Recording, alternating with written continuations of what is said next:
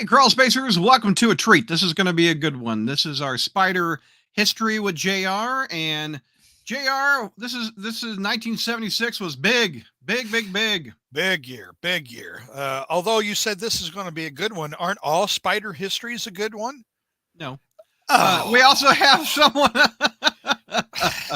We have someone who is good most of the time. We have George. What's going on, George? Whoa, whoa, whoa, Most of the whoa. time. I'm good most of the time. Whoa.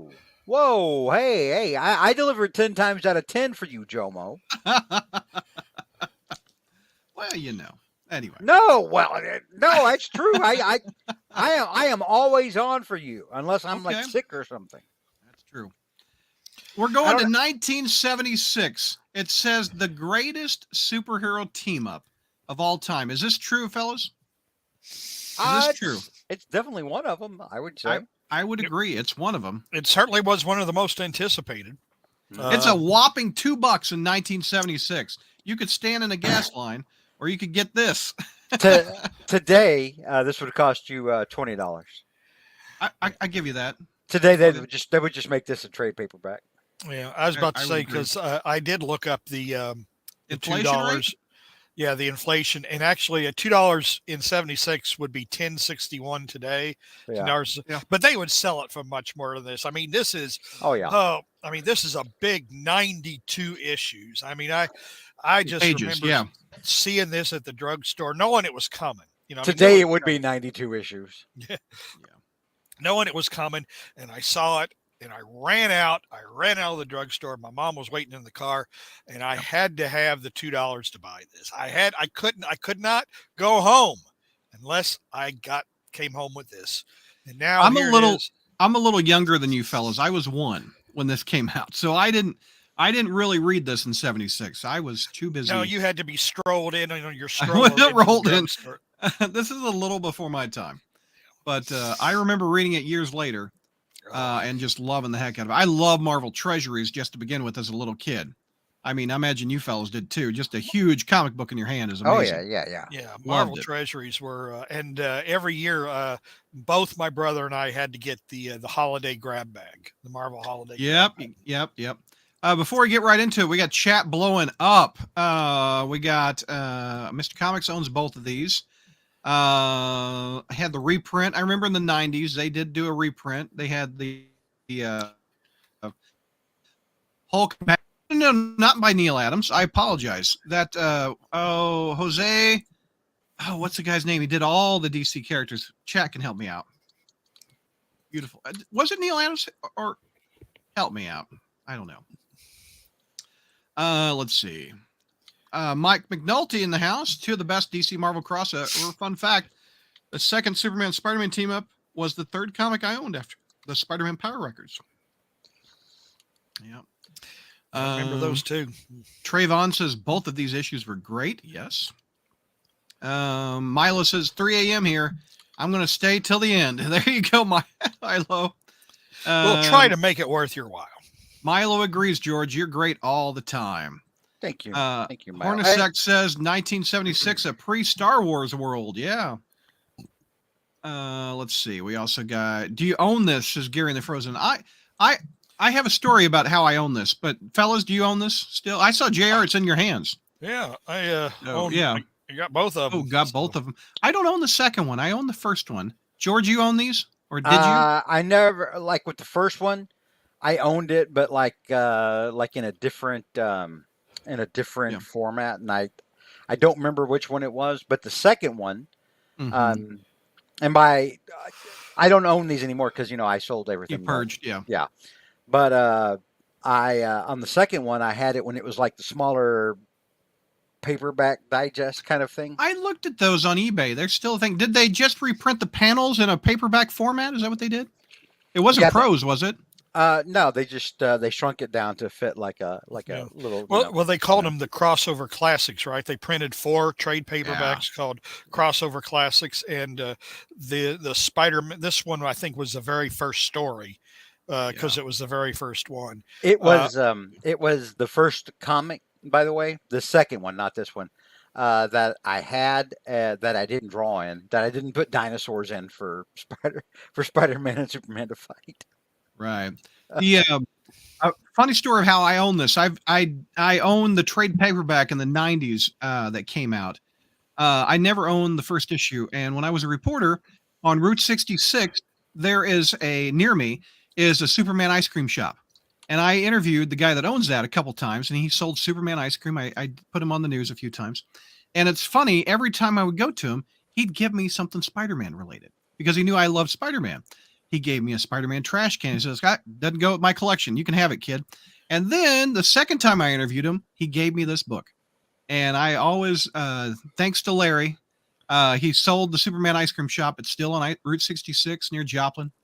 You can go see it, the Super Tam on 66 ice cream shop. So he gave me that book. I still own it. Thanks to Larry. So there you go. That's how I own that book. So Is it really the Superman ice cream shop, or DC said it originally was called Superman on 66, and then DC got a hold of him and says you can't use the word Superman, but until your sign fades, because he had a big sign made and he bought money. He says when the sign goes, you have to call it something else.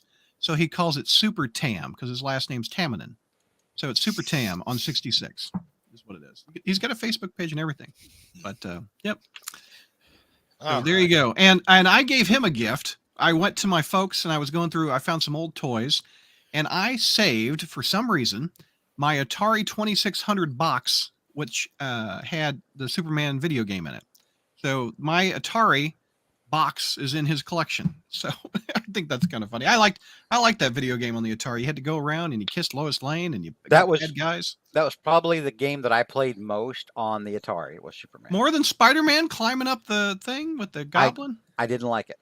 Oh, I liked it. I didn't like it. Superman and Yar's Revenge. I played the hell out of Yar's Revenge. I played some Pitfall more than anything. Pitfall was my game. I played Pitfall. JR, what'd you play? Pong? I had the Spider-Man game, but it was pretty repetitive. Actually, the one that my brother and I liked the most was it was God, I can't remember the name now. It wasn't like Revenger or Ravager, but it was just the ship shooting or whatever, and I can't remember what that thing was. It was a classic game. Defender? Something like that. Defender, it was just you were just in a spaceship just trying to shoot asteroids or whatever. And, no, well, asteroids is probably what you're doing. No, asteroids was different. Asteroids where they were like boom, boom, boom, boom, and then you. Well, there was also Empire Strikes Back. I liked a lot. I think Defender. I think you're right. Defender, yeah, I like that a lot. Real quick before we get into it, we were talking about Mary wants to know. This may be the end, but how do you guys compare this to Spidey's team ups with Batman? Is this better or worse? I don't know. I mean, those were good. Those were good as well. But I mean, these have the distinction of being among the first. Yeah. This was an event. Crossovers. Yeah. Straight up event. Yeah. This one had a little more weight to it, I guess. But I enjoyed the Batman crossovers. But these, in fact, and maybe even the second one more than the first one, these involved all the supporting cast of both characters. It did. So I mean, you got to. You got to see, in fact, the second one even is kind of, clever, as we'll find out when how they integrate the supporting cast. But no, I think both of these are superior just because they truly bring the reader into each character's world.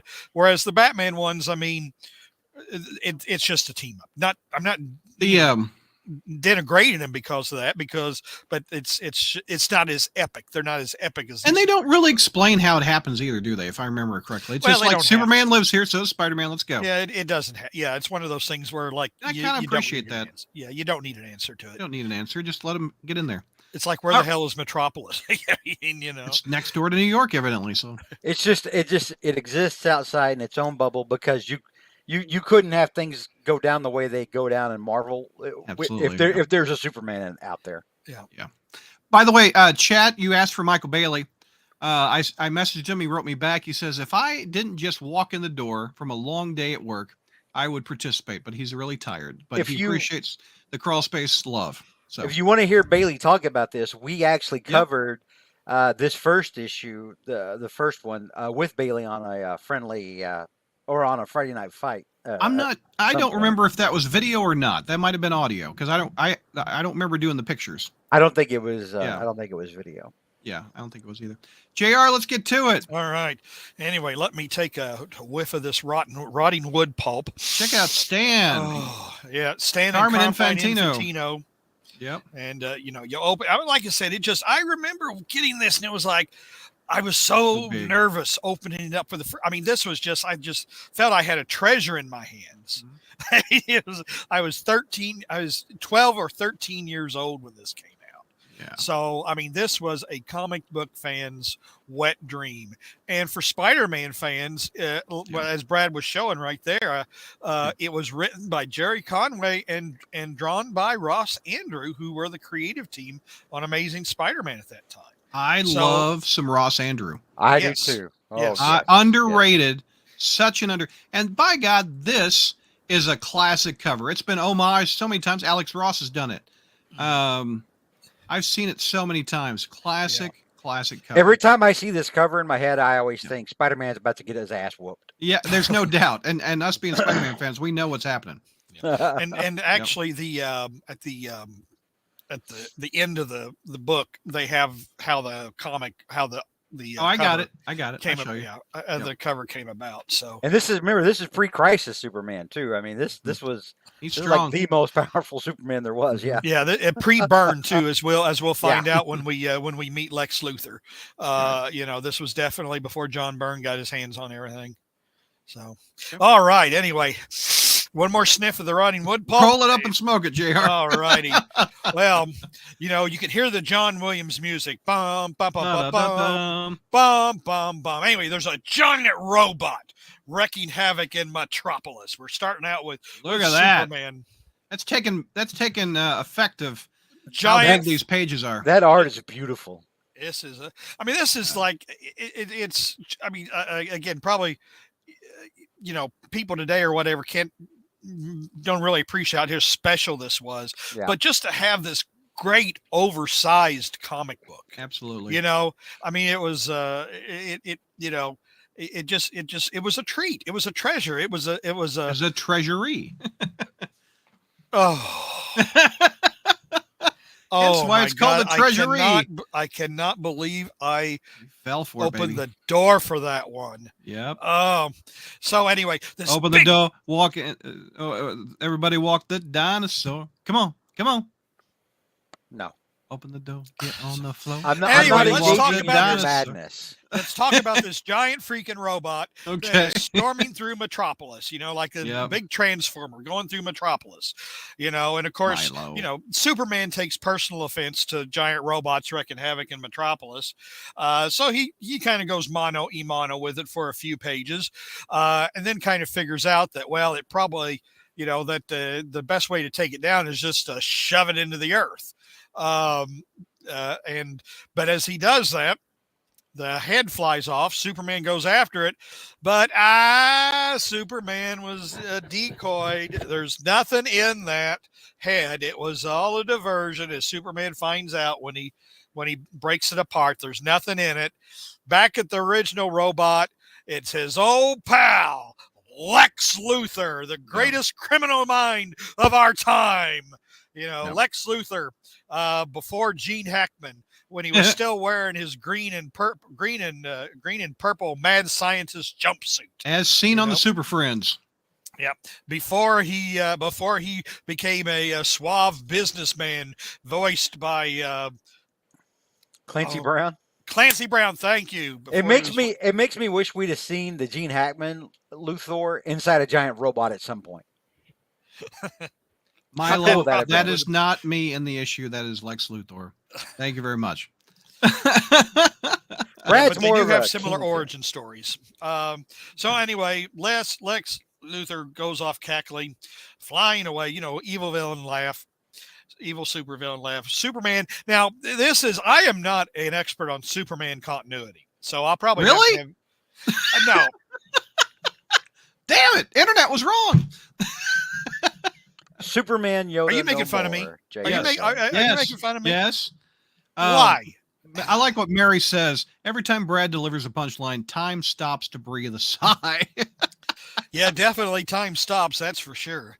The universe the time stops for the universe to collectively groan. Anyway, so Superman, I guess at this time, I remember vaguely this time, Superman, they decided to update Superman in the 70s.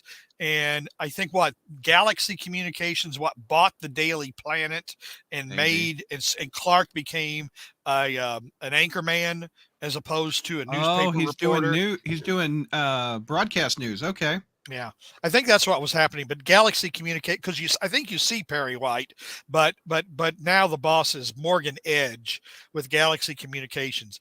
Yeah. And anytime I read a Superman comic, because my brother would buy some of these, I didn't buy Superman. Yeah. My brother would get some of these. And anytime this idiot Steve Lombard was in there, he's the sportscaster. He's an idiot. This guy right here, idiot with the 1970s Anchorman blazer right here. This guy. I mean, he's moronic. His practical jokes, and it's like this is an idiotic character, and I hope he's dead now. Wow. It's an idiot. It is an idiotic character. I will say when he calls Clark Kent Clarky there, I feel like Superman at that point would have been justified murdering him. I would have, if I were, Clark, I think he would have done like his heat vision and fried his balls or something. Wow. Jeez. Wow.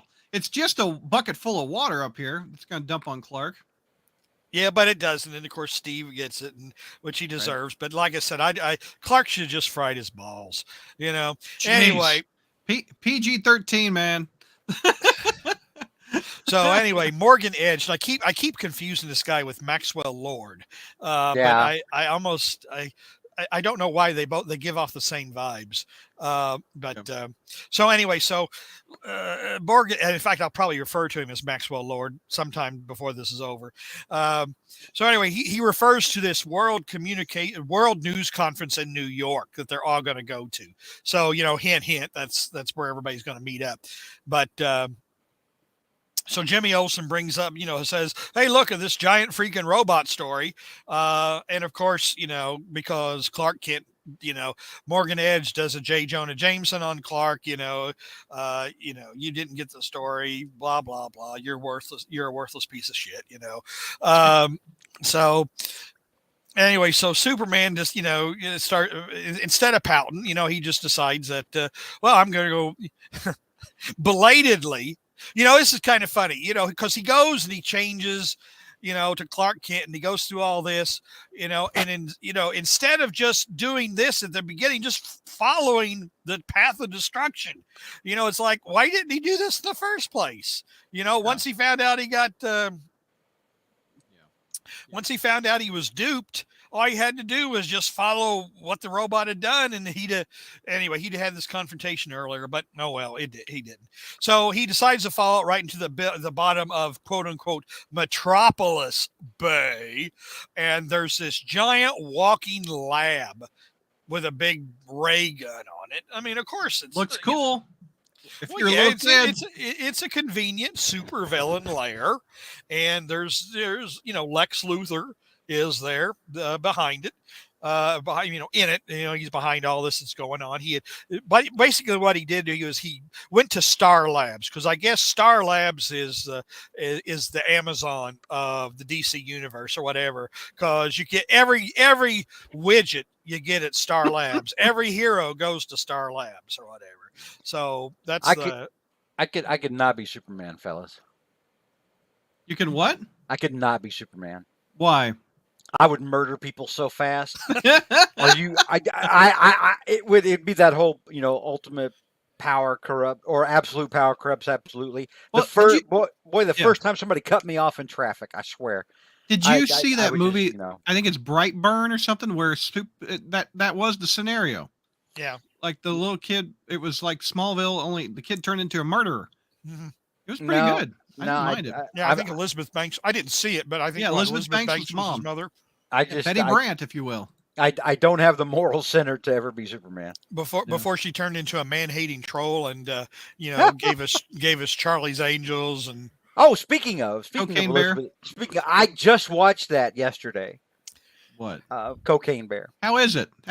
It's actually entertaining. I kind of want to see it. I haven't seen it. It's entertaining in a snakes on a plane kind of way. Absolutely. I'm tired of these Monday to Friday snakes with my Monday to Friday play. But as a director, she's actually got a pretty good grasp on the whole, camp horror thing. I was impressed. It was a good show. All right, Superman and Lex Luthor Right. fight. Anyway, so and of course we find out, of course, that Superman and Lex are old friends, but of course and we'll find out why Lex became evil later. They'll do we'll get a little narration on the villains and how they came to be. So, but anyway, so Lex Luthor, I'm gonna call him Luke Luthor. Lex Luthor catches, thinks he's trapped Superman in some kind of death ray trap, but Superman, figures out, well, this thing is underwater. I'll just melt the wall behind Lex. The water will rush in, and I'll save Lex's ass before he drowns and take him off to jail. And No, it's not even drowning. I mean, there's also the matter of pressure. Since this thing is under the water. But yeah, that's true. That's true. So anyway, so Lex is he's worn out. He just wants to go to jail. And Superman changes to Clark, and he meets his cronies to go on a flight to New York. So I'm thinking, okay, geographically, where is, because here's what I heard. I mean, this is what I read once. I mean, Metropolis, obviously. Based on New York, I imagine. I'd heard that Metropolis was supposed to be Manhattan, like from about, basically the north part of Manhattan. Gotham was supposed to be the south part, Lower East Side and all that. Whether was true or not, that's what I read once. The Metropolis is actually in Boston, and Gotham City is supposed to be Jersey. Really? Mm-hmm. Okay. I'd always kind of wondered because they said that, like, for example, there were always, what was Metropolis based on? Because Siegel was born in the Cleveland area, mm-hmm. And I think some buildings resembled Cleveland, but I think, but Schuster was born in Toronto. Schuster did live in Cleveland, but Schuster was born in Toronto. Mm-hmm. And so that supposedly Metropolis was originally based on Toronto. But what's funny is in a very, very, very, very, very old, I believe, Action Comics, Superman or Clark is giving someone, he says, phone this story in to the Cleveland Daily News or something like that. So like Clark is actually working for a paper in Cleveland. So did I say that Metropolis is supposed to be in Boston, or did I say Massachusetts? You said Boston. Okay, no, yeah, I meant Massachusetts. Sorry about that. And Boston. I don't know in that distinction, like that's where Gotham was and that's where Metropolis was. I don't know where that started. I think it might have been in the late 80s or 90s. Yeah. I mean, I had heard like it was basically they just kind of split Manhattan into two, and Gotham was the shitty part, and Metropolis. But who cares? I mean, we have an origin story now. Yeah. Hero Superman. Identification. We're basically cripes. Who? The one origin story that who never doesn't know needs who to be Superman is. Yeah, well, I mean, obviously, comic readers, it's fun to have this 1-page story, 1-page part. Oh wait, you hated this kind of thing though in Secret Wars when like everybody lined up. I know you did, JR. Look at you. No, that was in the story where everybody who already knows each other decides to introduce themselves to each other. This is just not everybody knew each other. A 1-page editorial decision to explain to anyone who might not be, familiar what the hero's origin stories is. But the thing is though, once we saw Superman's origin is one of those, and like Batman's, they don't have to be retold. You tell them once, like in the 78 Superman movie, once you did it in the 78 Superman movie, you never had to do it again. Why, what's his name? Snyder. I think it's good. I think it works here though, because back in the day, we used to say every comic is somebody first, which is not the case anymore. But I kind of get that, where they're like, what, we just for people who may not be aware, or maybe a parent wants to read it, maybe somebody's kid has a copy, and that back when kids actually read comics. Yeah. Well, and in the 70s too, it was like the Marvel universe was only 10 to 15 years old. So, but I was just kind of talking about the movies, that once the movies came out, you don't need to see. Yeah, this is pre. Well, that's this is true. Pre. You don't need to see Batman's Christopher parents Reeve. get murdered every. Yep. Unless of course it was Jeffrey Dean Morgan, who then would have become Thomas Wayne Batman. That would have been cool. But anyway. But then they would have to assume that everyone saw the Superman movie. Now, a lot of people did, but probably not everyone. Yeah. But I don't know. But this is pre-Superman. Yeah. I mean, their origins, I think, are just so widely known. But anyway, at Ross Andrew showing off, by the way. And there's a cool Facebook guy that I want to get on the show. I've tried to. We haven't worked it out. He goes and finds, because Ross Andrew went around New York City and likes to redraw what he sees. Mm-hmm. And he's thought that made Spider-Man's world just seem more legit. And he's compared some images and angles of the way Ross Andrew drew this and tried to get a photographer that matches it, a photo that matches it. Yeah. And Ross Andrew, very, very underrated artist. Yeah. Yeah. I mean, look at that.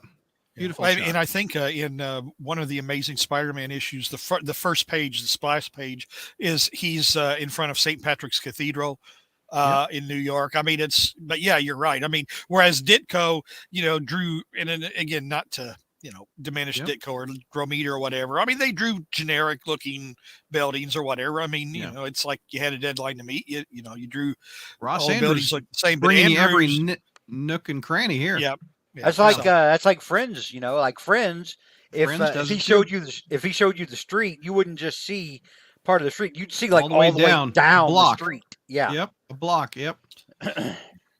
So anyway, so Spider-Man is just kind of hanging out on a flagpole over the Metropolitan Museum of Art. He sees a robbery in progress, and he's going to get the story, the pictures. Norman Mailer, eat your heart out. All right, so Norman Mailer, of course, was a renowned novelist and journalist back in those days, boys and girls. And was a husband of Marilyn Monroe at one point. Oh, wow. Was it Norman Mailer? I thought it was Miller, somebody Miller. Oh, yeah. No. You're right. My bad. But I think he did write I think he wrote a book on Marilyn Monroe, though, didn't he? But anyway, so Spider-Man goes and takes down the goons, but finds out their boss is none other than Dr. Octopus. All right. And this is like 70s slim fit, tight fitting green and orange jumpsuit. Making moves on Aunt May, buying nuclear. Yeah. Yeah, this isn't like tubby poorly dressed. This isn't the tubby poorly dressed Ock, and this isn't the smooth white suited Ock, from like the later issue. This is 1970s mad scientist. I love this one. Orange and green jumpsuit. I miss white suited Ock. He was kind of cool. Yeah, he did. He did have a look about him. He did kind of have a presence about him. But and we're introduced to the flying octopus. Of course, Doc Ock, of course, has to have a flying octopus. First and only appearance, huh? I imagine so. That could so be a toy from Mego at this time. I tell you, that would be why didn't Sam Raimi put that in the movie, right? It almost looks a little bit like what Brainiac would have like in the late 80s and 90s with his big, when he was like a giant floating head and had a ship that was a floating head. Yeah.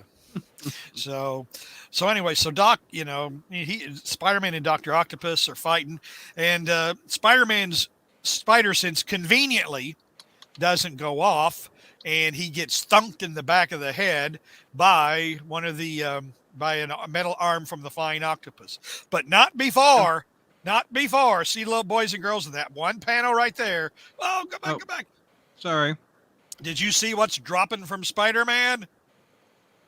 A spider tracer right there. He's gonna find Doc Ock later. So anyway, find him and beat his ass. So the police are coming. Doc Ock and his gang decide to make a quick getaway. Peter takes the pictures to the Bugle. Jonah thinks he's got a real scoop, but unfortunately, Peter's camera was out of sync. And this is kind of what I was saying too. You're not just introduced to the heroes, you're introduced to their supporting characters. So you get to see J. Jonah Jameson in all his miserly glory. He leaps across the Look, he's about to desk. kill the boy. Look at that. And Robbie's holding him back. Come on. I'll kill you for this with my bare hands. I'm surprised Jonah didn't break a bottle over the desk and be like, I'm going to cut you. I'm going to cut you, Peter. So Peter, Mary Jane just happens to be there. So she and Peter, leave and, or we just happen to be walking by the Empire State Building when Peter's spider sense now conveniently goes off. There it works. There it's working. Now it goes off. It doesn't go off when he's about to be, hit by a titanium octopus arm. But seeing the Goodyear blimp, my spiders is going off the Goodyear blimp. But of course, we find out later it's because he's picking up the tracer. I think this is roughly around the time when MJ used to come to the Bugle and hang out with Carol. Oh yeah, Carol Danvers, because Peter and MJ were actually supporting characters in Carol's book for a few issues. I like what Hornacek says. Oh, the 1970s, when a boss could get away with physically attacking his employee. Yeah, it was a different time. Yeah, it was, wasn't it? Oh yeah. Call HR now, boy. Well, I mean, it's fun. I mean, yeah, it's funny now, but you're right. I mean, you couldn't do that nowadays. But the thing is, Peter obviously would not be afraid of Jonah whatsoever. Take a look at those panels. That's so funny. Yeah. It would have been funny if Peter's spider sense went off and he didn't know it was Jonah coming after him, and he reflexively grabs whoever's coming at him and throws him out the damn window. That would have been something. Well, he has. I'm trying to think. He probably has thrown Jonah out the window more than once. He's thrown Jonah out the window to protect him. Yeah. Yeah. Yeah, I think when the grizzly was attacking or whatever, he threw him out, and then he made him a web hammock or something. But anyway, so Peter and Mary Jane are strolling down the street, and Peter's spider sense goes off because he sees the Goodyear blimp, and he ditches Mary Jane to go to the observatory floor of the Empire State Building, which actually the Empire State Building has two observatory floors, one on the 87th and another on the 102nd. But so he gets off on the earlier one, and look at that detail. Look what I know. Andrew's It's doing. just Look at that. And, yeah. Woo! And again, you're not getting it in a conventional 8.5 by 11. You're getting it in a, and actually, 3D-ish. the next page, go to the next page. It's even better. Because, oh my gosh. I mean, you've got Spider-Man, Look at that. the blimp. I'm assuming that's Hudson Bay or something, or actually, no, it's the Central Park Reservoir or something. But it's just, I mean, he really is. And obviously, the approaches that the Spider-Man it is always nice when New York City is a character as well, and that was one of the strengths of Marvel Comics was that they didn't invent cities like DC did. They were real places. You're in New York with this. Yeah, I mean that's an awesome. Awesome. I mean, I don't know how long it would. I mean, now a lot. And again, I'm very similar to George. I hate to criticize art, for example, when I can't draw a straight line with a straight edge. Yeah, but good stuff when you see it. That's why, same way, I don't really criticize art because I look at it and I'm like, I couldn't do this. Yeah. But when it comes to writing, I damn sure know I could do better a lot of the time when I'm reading things. Gary the Frozen says this was $2 well spent in '76 for this detail. These huge panels, these huge pages. Yeah. The thing is, you felt like you got your money. Well, the thing is, I bet we didn't appreciate it at the time because we were seeing this every month in Amazing Spider-Man. But now you look at a lot of the art today. I just wonder how long it took him to do this. But then again, I think they worked faster back in those days, didn't they? They did. They did. Yeah. They weren't like today's prima donnas who, take 2-3 months to turn in one issue or something like that. Like we have, superstars. Oh, I just can't be bothered to get this out in a month. Then you have actual professionals like Romita Jr. who could back in the day do 2 to 3 books in a month. Or Kirby. Kirby could do 2 or 3 books a month. Kirby. Yeah. Kirby also. Yeah. Yep. But this is, and again, just go back to the page with the like, for example, in the first one, Spider-Man is he's going outside the panel You know, Yeah, right there. I mean, he's just it's this is in fact, it's funny. I mean, like I said, I appreciate this stuff more now than when I was 13 Same. years old reading it. You just look at it and you go, wow, that is something. Hornacek wants to know else. if Andrew was doing ASM at the same time. I think he was. He was because Yeah, we'll find out later exactly kind of where this takes place in Spider-Man continuity. Theoretically, even though it probably was out of continuity, as the Watcher stated in What If #1 that there were serious doubts whether this took place in the original continuity. Anyway, so this could be another Spider-Verse Spider-Man. One that lives in the universe of DC, if you want. Oh God! Don't give Dan Slott. Yeah, don't give me ideas. He'll kill him off stupidly or something. He'll crow about this on Twitter. Well, I don't know. He supposedly quit Twitter. Nod, nod, wink, wink. Yeah. But, which is kind of funny because Clark Kent has cameoed several times in Marvel Comics and Spider-Man. I think actually Peter has cameoed occasionally, but not as much. Anyway, Doc Ock and the Blimp. Oh, come on. We were jeez, now Lord, he wants to be. Brad. Now look. We're in no hurry now, right? We're no hurry. Yeah, but we're now. 36 minutes in and we got 96 pages on each book. Yeah, but we're going to go faster here before long because this is got you. Anyway, so Spider-Man, takes down Dr. Octopus, takes down the Octo Blimp, takes down the flying octopus, and then he meets up with his cronies to go to the World News Conference.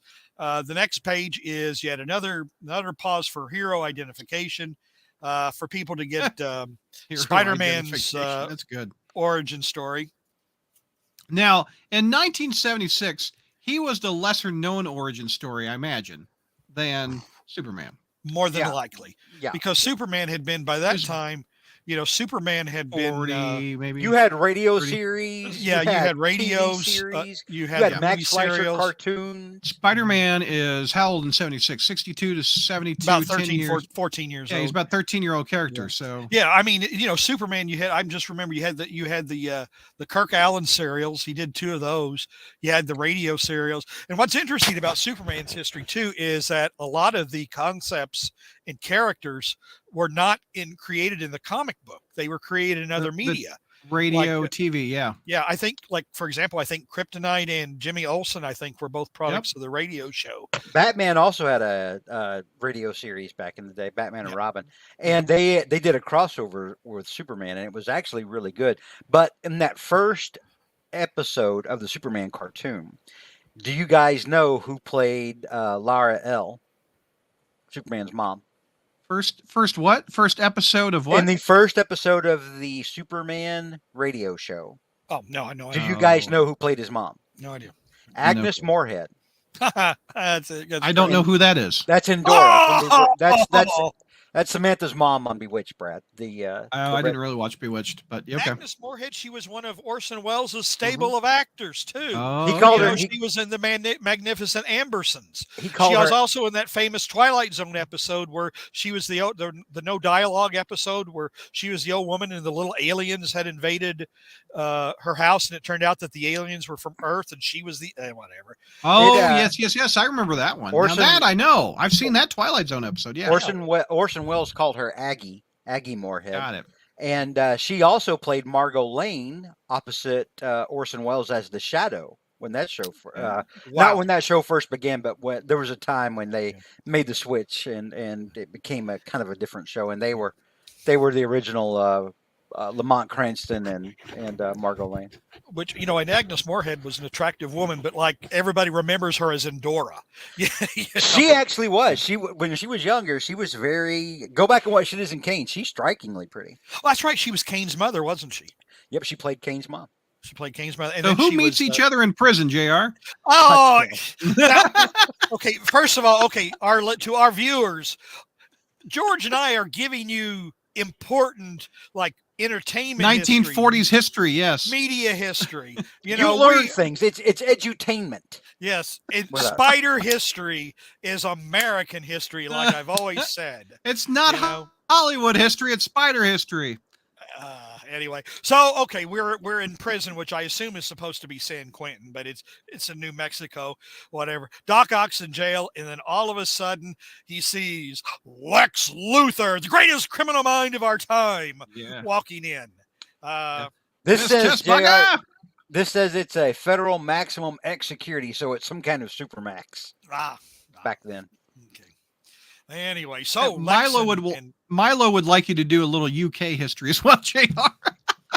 Well, let's see here. Let's talk about Jack the Ripper then, because that's what never mind. The British history. Brad cares nothing for context. Get to the story. Get me pictures of Spider-Man. Go. All right.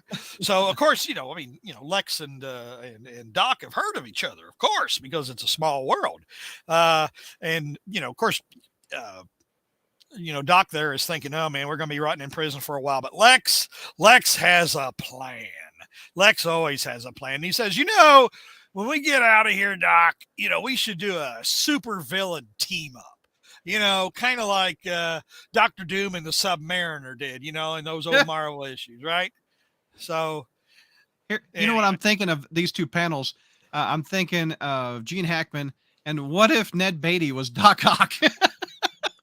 That would have actually worked. I think it would have too. Ned Beatty is Doc Ock. That would have actually worked. Hey boss. No. It wouldn't be a Ned Beatty could pull it off. Dr. Octopus never going to call anybody boss. No. But Ned Beatty could pull off Doc Ock. Ned Beatty was an amazing actor. Yeah, I agree. So yeah, and physically he wasn't this slim a Doc Ock, but he would have been like the portlier, larger. Ned Beatty had a range that he could have pulled off a Sinister Ock. He could have. I think he could have too. That's interesting. And then again, this is pre-Christopher Reeve Superman movie.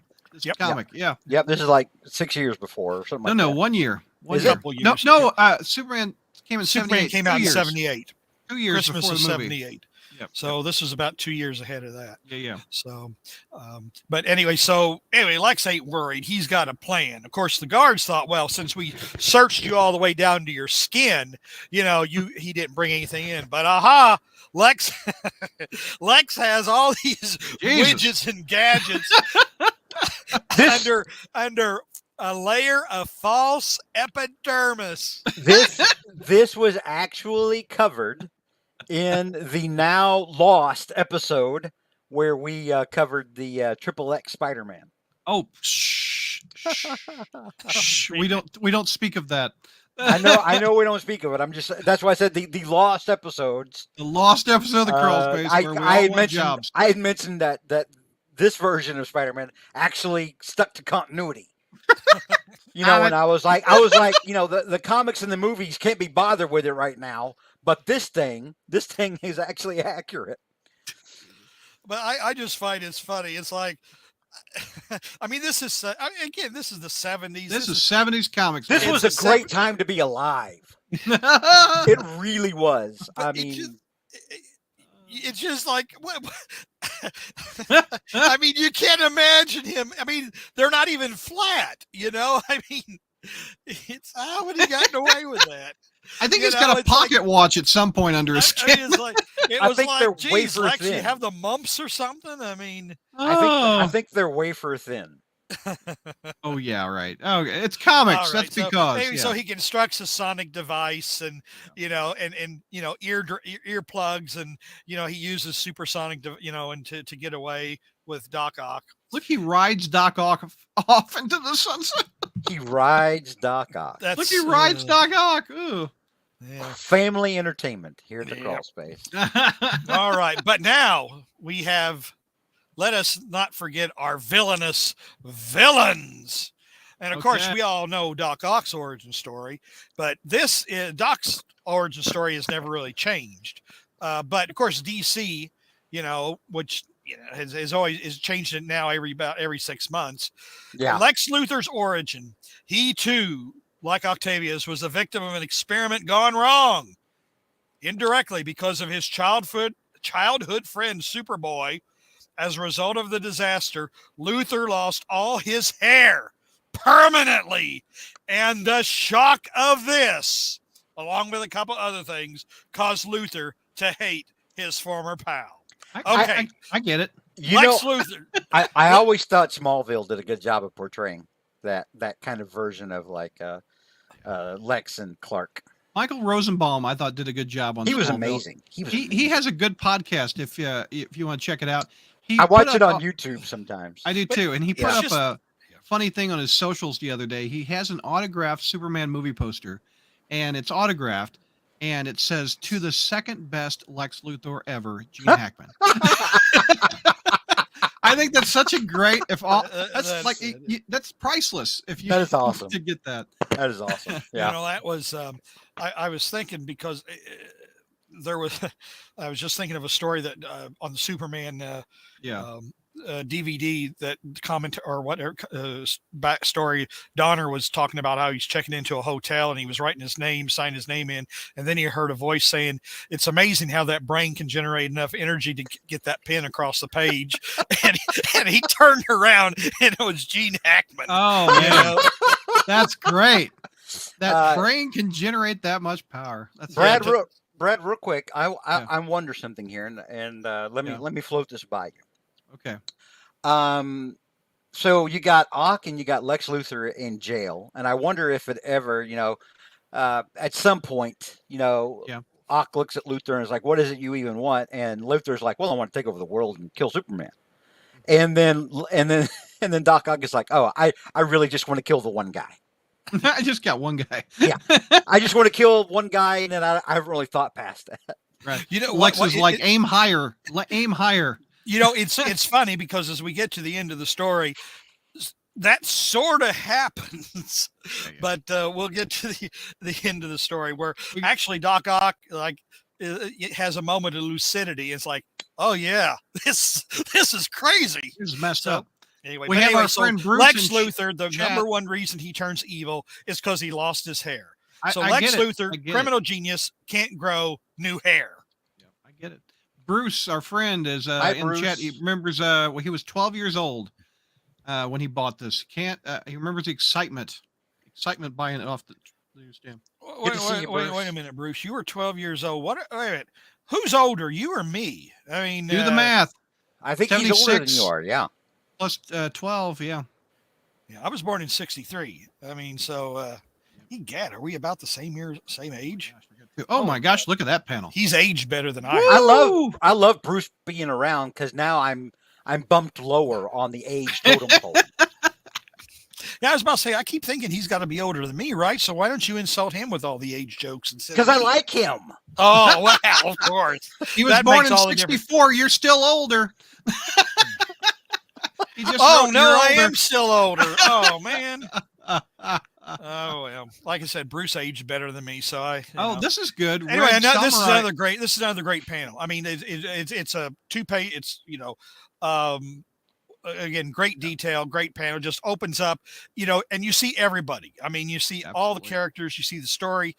Moving. It's moving along, and also, like I said, you can tell where this is in pretty well where this is in continuity with Spider-Man because Ned and Betty are. We're talking about their Paris working vacation, look how smooth Robbie looks. Yeah. Hey, what's up? He's like it's like the Billy D. Bernie Williams. Casey. It's like the Bernie Casey. I was thinking Lloyd version. Haynes, but I was thinking Billy D. I can see that. Yeah, but Billy D. never rocked the white hair though. I mean, that's true. But I like this question. Can you imagine Willem Dafoe and Gene Hackman on the screen together as Lex and Norman? Dude, we don't deserve that as a people. We as a civilization, as a culture, we have not earned that. And now will never happen because Gene Hackman's retired and he's like in his 90s now. Yeah, he's 90s. I think Bruce has it. Denzel Robertson. Yeah, there we go. Dude, a Denzel Robertson. That's it. Denzel as Robbie would chew the screen up. Oh, I love it. Yeah. Love it. That does look like Denzel. Yep, you're right. Again, we haven't earned that as a people. but it's funny because Defoe and Hackman were both in Mississippi Burning. Mm-hmm. They were. And that was a great movie. It's funny because Defoe is the calmer, by the book, Yeah. and the square guy, with the glasses, and Gene Hackman is kind of the wild one and the crazy one. But, I mean, there's all kinds of, it's funny to watch like the YouTube videos and all comments. They're all full of references to Lex Luthor and the Green Goblin. I forgot about that movie, that they were both in it. So we did have Hackman and so it's like Lex Luthor and the Green Goblin fight the Klan. It was like Gene Hackman was doing a little more Popeye Doyle. Yeah. Oh, from French Connection. French Connection. Yeah. I love that one too. But it's funny to watch William Dafoe play such a straight-laced, by the book character. And he only loses, I think he loses it once at the end when Hackman slaps him. And then he starts doing shit like Wild at Heart and Ross Andrew loved Peter in this sweater. Yeah, I remember this sweater a lot. Oh yeah, this is the one that Peter went to France with. In fact, before I wanted to go to the next page, but let's go back to Clark and Lois here. Clark has a comment about New York. Clark, go up. Wait. Yeah. Frankly, Lois, this is too filthy for my taste. Dang, Clark is a snob. Yeah. And so anyway, the next page, or next couple pages, Jonah basically insults Peter. But, I'm thinking the whole time, and then when Peter should have said, you know what, it's like I was rocking this sweater when I saved your ass in Paris back in Amazing 144 and 145. So look at that look on Jonah's face there on page 38. There's the page right before this one, Brad. Go back up. Yeah, look at that. Like in the lower right-hand corner. He looks like a Paul Verhoeven character. Like I remember when Arnold's mask started to freak out in Total Recall. No. Go right, Brad. The next panel. Yeah, that one. Look at his face. He's about to get the Norman crazy sweats. Oh no. And again, like I've always said, to me, when I first started regularly reading Spider-Man, Ross Andrew was the artist. These versions are those characters. I mean, that's what they look like. They look like Ross. I mean, obviously Ditko and Romita define them, but but to me, that's when you grew up reading the 70s Spidey. Right. Yeah. Well, Andrew puts a lot more lines on Jonah. On his face, and it looks, like he legit looks like a bitter old man. Yeah. So Spidey and Bruce says that looks like Space Invaders is on his sweater. Yeah, it does. That's probably pre-Space Invaders too. Mary Jane must have liked that sweater. Yep. So anyway, the next couple pages we go back to Clark and Lois and Maxwell Lord / Morgan Edge or whatever. I guess maybe I should just call him Pedro Pascal. Oh, look, the smoke in the face again. Yeah, the smoke. Yeah. And basically what's happening here is their Edge is talking with a corporate bigwig about sponsoring Galaxy Communications coverage of the national convention. I'm assuming he's talking about a political convention. This is 1976. So, but the sponsor doesn't want Clark Kent because Clark is known in Metropolis, but has no national cachet. So anyway, but this is just fine with, Clark. I mean, because Clark doesn't need it and he can go off and do other things. And well, of course, Lois is mad. This is the Lois, this is when Lois is still in her Clark is a coward phase. So she storms off. Anyway, the whole thing is there's this comm lab, this mixture of Skylab and community, Comstar or whatever. Anyway, that's going to figure into the plot because what Luthor's robot stole in the beginning was a module from Star Labs that controls satellites. So anyway, Lois goes and storms off. She's going to climb up the stairs to get a better look at the satellite. Real quick, you know how Romita Senior touched up faces occasionally because he's the art director. That looks like a Romita Senior Peter face right there. I like how Conway's writing this, and you have Morgan Edge tell Clark Kent that look, you're big in Metropolis, but nationally you're nothing. And I'm like, this is Superman, bitch. But but then later on, like when Peter introduces himself to Lois like the Peter Parker. Yeah, I love that. Yeah. I think that was Conway sending a message, getting a little ribbing in maybe. Hey, we got a Winnipeg Webhead showing up for. Glad he can make it for some spider history. Hey, How you doing, Winnipeg? Hey, welcome, Winnipeg. Hey. And we also have Milo wondering, JR, how do you have decent Superman knowledge?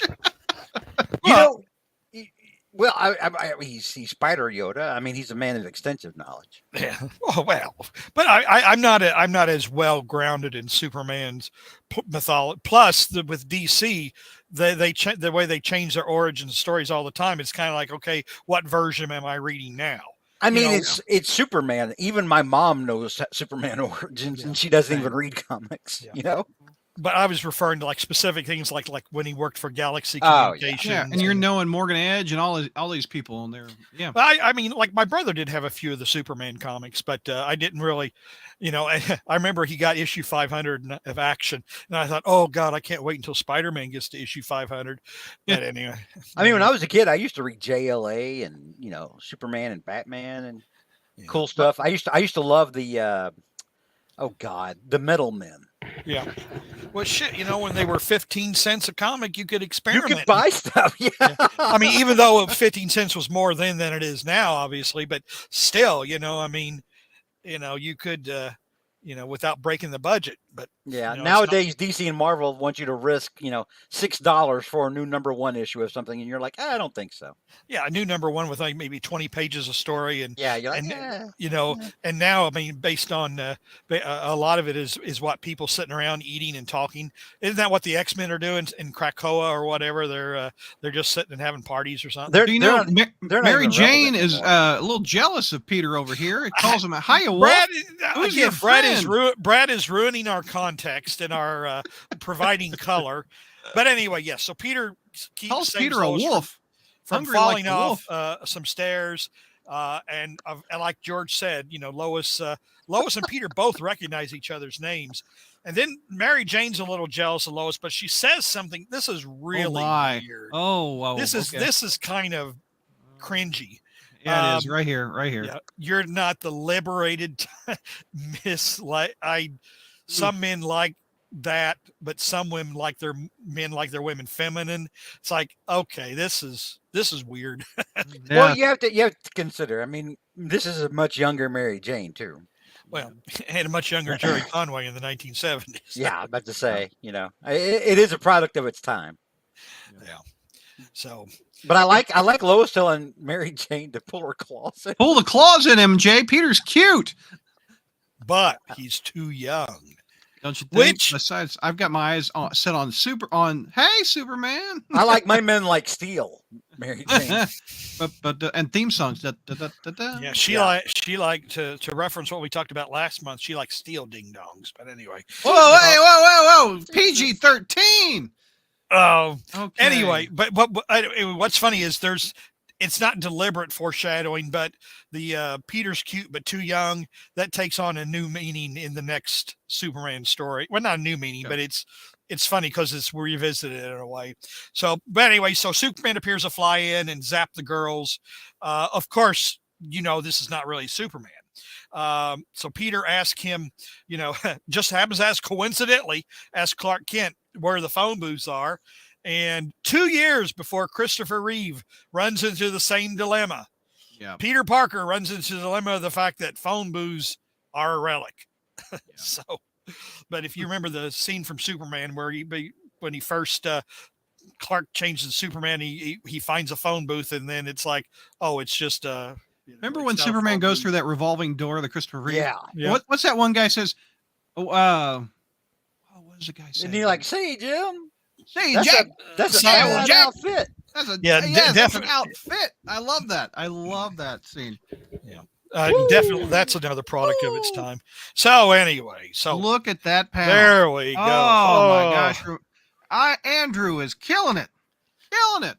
And I love that Spider-Man swings into this, and he's probably thinking, "I'm about to get my ass whooped," but he's still going to do it. But he's still going to do it. Does he know who Superman is? I think he kind of does, doesn't he?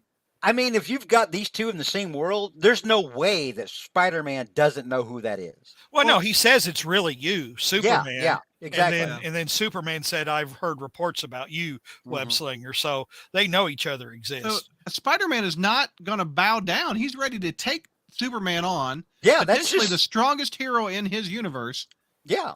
What he did with Mary Jane, That's who yeah. Spider-Man is. Spider-Man's like, I mean, he's kind of hot-headed. Yeah, he definitely. You may be Superman, but I'll whoop your ass, and he knows full well he's probably going to get his ass whooped. Yeah, Right, and look, Brad, web pits. Oh yes, Winnipeg. I am drooling. I have web pits and I have Ross Andrew art. Superman could throw out some stuff like, "Yo, I've beaten the Avengers and the X-Men," and then Superman's going to be like, "That's cute, kid." That's real cute. Hornacek has the direct quote. The guy goes, "That's a bad outfit." Woo! Woo! Yeah. I love that. I love that. It's so funny. All right. Well, we find out. Let's getting back to the story. We find out that Lex was actually faking being Superman. He has a real Superman mask instead of just putting on a wig. He cosplayed. Yeah, but so he's gonna try to even the odds in the fight because obviously Spider-Man couldn't take him on. So he zaps Spider-Man with red sun radiation. Ooh, there we go. And then, turn the page. Here we go. Are you ready? Literally the only way this could go down. Exactly. Yep. Can we handle this next panel? Can we handle it? Boom! With a kapow, baby. Woo! I mean, again, it's boom. I know that it's like it's one page, one panel, giant sized. I mean, this comic is a work of art. It is so relative to it's a work of art. And without the red kryptonite, this doesn't happen at all. It doesn't. Right. Spider-Man squashed, man. Yeah. And we're 50 pages in. We got another 40 coming up. Yeah. So, but so anyway, so the red sun radiation, obviously, it's making Spider-Man appear to be stronger than he is. And Superman's wondering what the hell is happening. And Spider-Man now has just got completely full of himself. he takes it, he cracks Superman a couple of times, and now he is feeling it. Look at this double page. Ooh, this is cool. I can't get it how easy this is. Man, is this guy overrated. And then Superman has lost. Superman, and here's another couple. Turn the page. We got another couple of great pages. Superman has lost his. Superman's had it. Even this guy shouldn't be able to dance on the same floor as him, and yet he's been cleaning up the floor with him.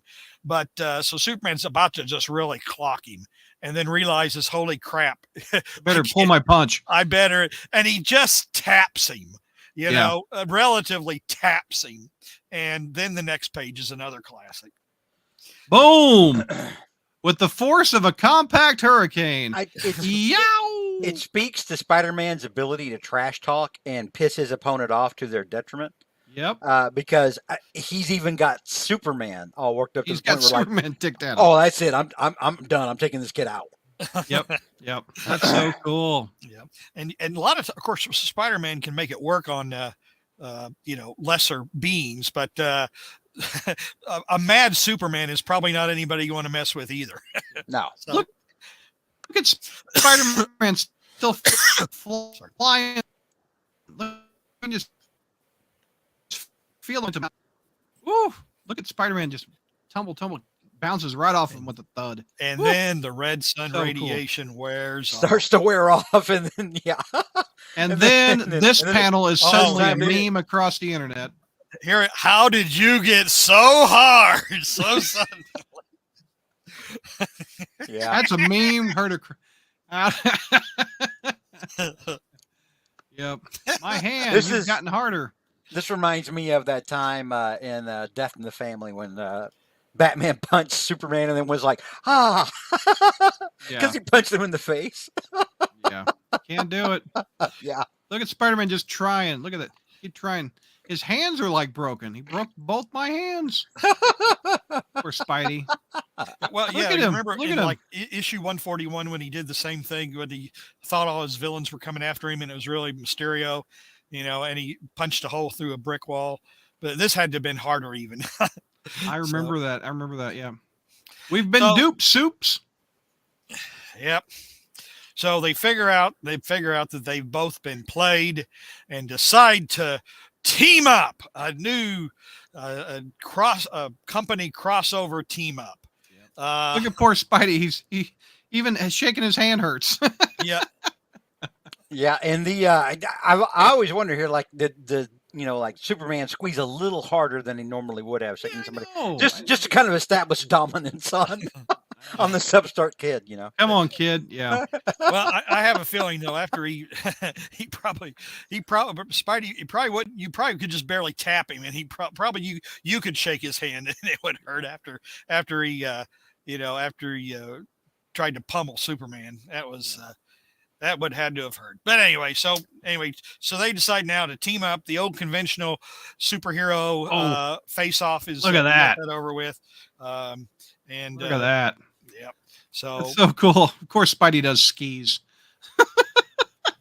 Web skis, of course. I'm trying to figure out now how they found out where to go, how they know to come here. Oh, it's currently the headquarters of our super imposter. Wait a minute. Judging by the energy residue I've been following. There we go. Okay. Energy residue. That's how I found it. So, look at that. Wow. The things you can do with your x-ray vision. Don't you ever stun yourself, soup soul boy? No. I didn't think so. This is the only way you can show Spider-Man well, that's not true. You can't have, just because of who Superman is, you can't have Spider-Man riding around on his back. No, not like Doc and Lex did. That looked weird. Yeah, that's ignominious. Yeah. Superman's like, look, I'm Superman and I'm nice, but even I got a rep to protect. You're not going to ride make on some me. skis, Webby. Yeah. I'll pull you. Just web me like you would the Hulk and follow behind while I go. Yeah. Yep. So anyway, so it turns out that this really is, or at least well, I shouldn't say it's not the hideout, but it's Spider-Man and Superman go through various little death traps, but they easily get through them and ultimately come to face with their arch foes, Luther and Dr. Octopus, who basically are, telling them to behave, or they're going to, they're going to do something dastardly to the girls. And one way to make these two characters give a damn about you. Yeah. Which is kind of like girlfriends. Yeah. The thing is, it's like, well, I guess everybody knows that Lois and Superman have a thing for each other, right? Even in the, even back in the old continuity. So I guess it wouldn't be, because I was thinking, well, how do they know, but I think Mary Jane was probably just in the wrong place at the wrong time. And of course, it just so happened, Bruce wants to know, why didn't Luthor just put the red sun on himself? Because that would not give you enough comic to sell for $2, Bruce. Well, that's why. Well, we wanted to see Superman fight Spider-Man. Absolutely, that's why. You want to see Lex fight Superman, go read his own, read their own book. I'm saying, we got Spider-Man in this thing. We want to see. Yeah. So of course these are just holograms, and they let Superman and Spider-Man in that they've got this really devious plan. So, and Spider-Man in 1976 thinks that messing with the computer and just hitting the print key will solve all the problems. Well, I tell you what, I bet in 1970s they weren't worried so much about password protection and hacking and things of that nature. Let me just hit the print key and solve all the problems. There we go. I bet you even in 1976 a reboot probably fixed most of the problems too. So anyway, there's the giant computer. Anyway, so they figure out where. Okay, I get this. The gizmo must be a hologram projector, casting an image of those two from somewhere else. Yeah. Spider-Man thinks that he's just going to tap the computer and print out the location. Of course, it turns out to be a booby trap. Superman fixes everything, and they find out that the location where this energy supposedly emitted from was Africa, Mount Kilimanjaro. And look at Spider-Man. They're going to test the rains down in Africa. He's just going to ski down to Africa. And Superman's there in like 2 seconds. Yeah, and Spider-Man is probably like, what the hell? What just happened? Yeah. It's 1976, y'all. Like, hey, we're here. And it's funny, just Superman kind of like, I don't know. It's like, I'll handle this, Spider-Man. It's like, I got this. What do you think Spider-Man's going to do? I mean, I got here. Here it is. I'll handle this, Spider-Man. These warriors are Masai. what you think he's going to say something dumb? Like Yeah, he would. something racist or whatever. My No, friend know and I how have to- come from the sky. Oh yeah, my friend and I have come from the sky, seeking two evil men. One is a man of many arms. Hey, you're Superman, aren't you? He might have landed in front of them and said, "I am a god. I demand knowledge." Well, it turns out though that somebody there's a doppelganger or a dupe among them.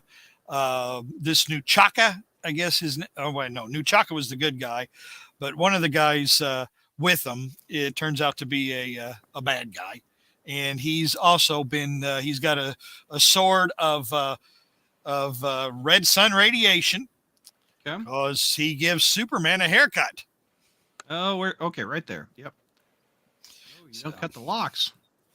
Don't tug on his cape either.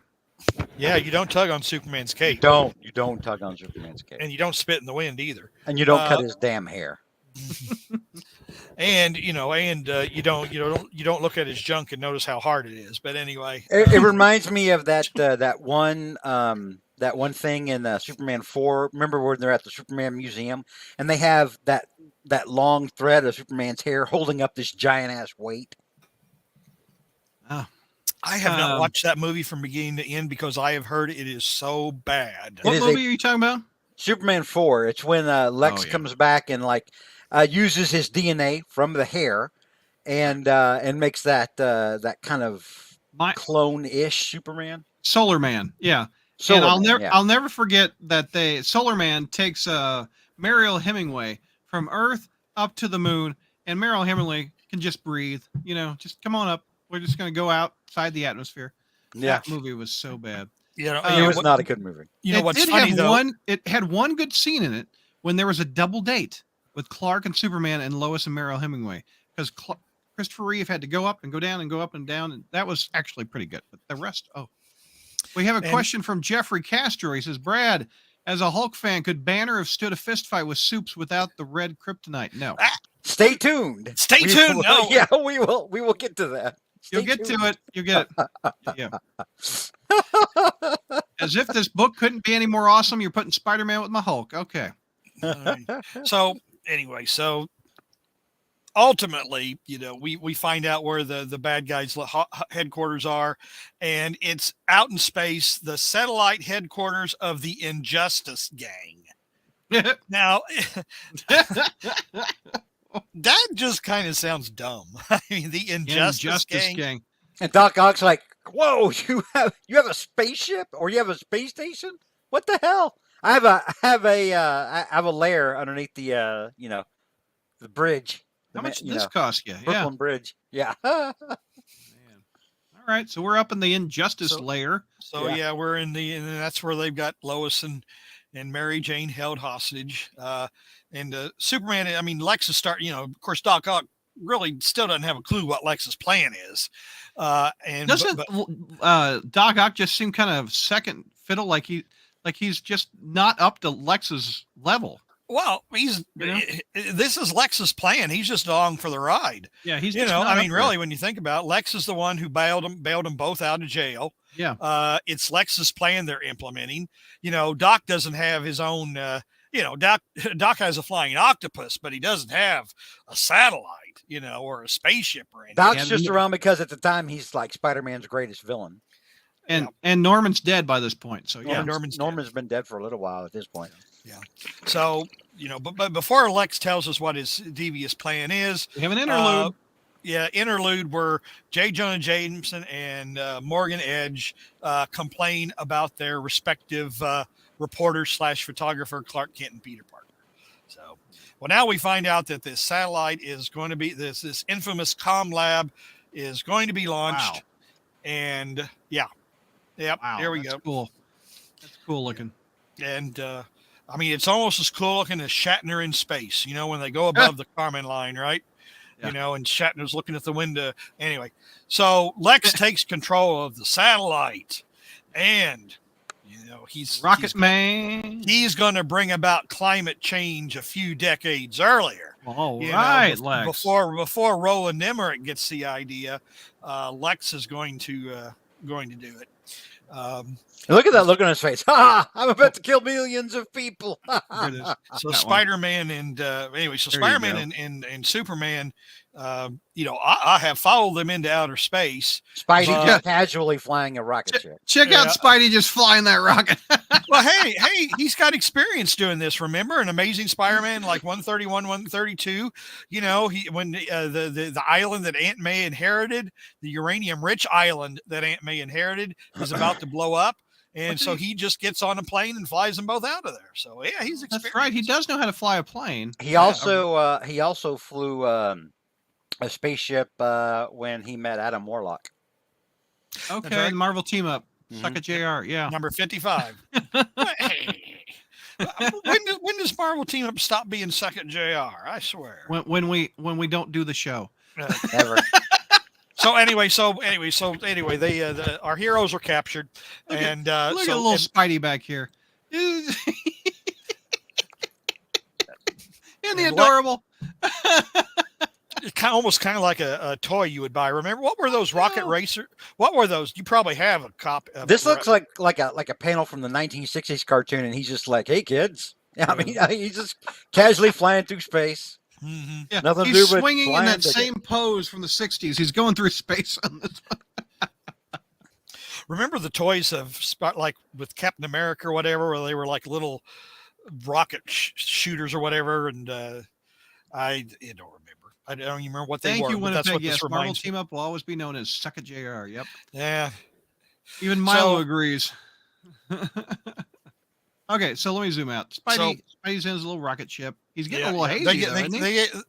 Losing they some get air. captured. They get captured by the bad guys. And then of course a fight breaks out as Luthor explains his deadly plan of basically he's screwing up the weather unless the US government pays him $10 billion $1 billion. within the next hour. Yeah, I'll back allow in Oh, here it '76 when that was still a lot of money. yeah. $10 billion. There you are. Yep. He'll allow the storm center to spread and build until it swamps the entire world. Well, our heroes aren't going to, stand for that. They've had enough. Yep. And, Look, they take on each other's villains too. That's kind of funny. Yep. and Doc and Superman, and there's another next panel here when Doc and Superman's finally had enough of Doc Ock. Oh, Superman's had enough of Doc Ock. And he does the he does, boom, yeah boom. yeah, pretty effortlessly. He just Can you ripped- imagine being Doc Ock? You see Superman flying at you.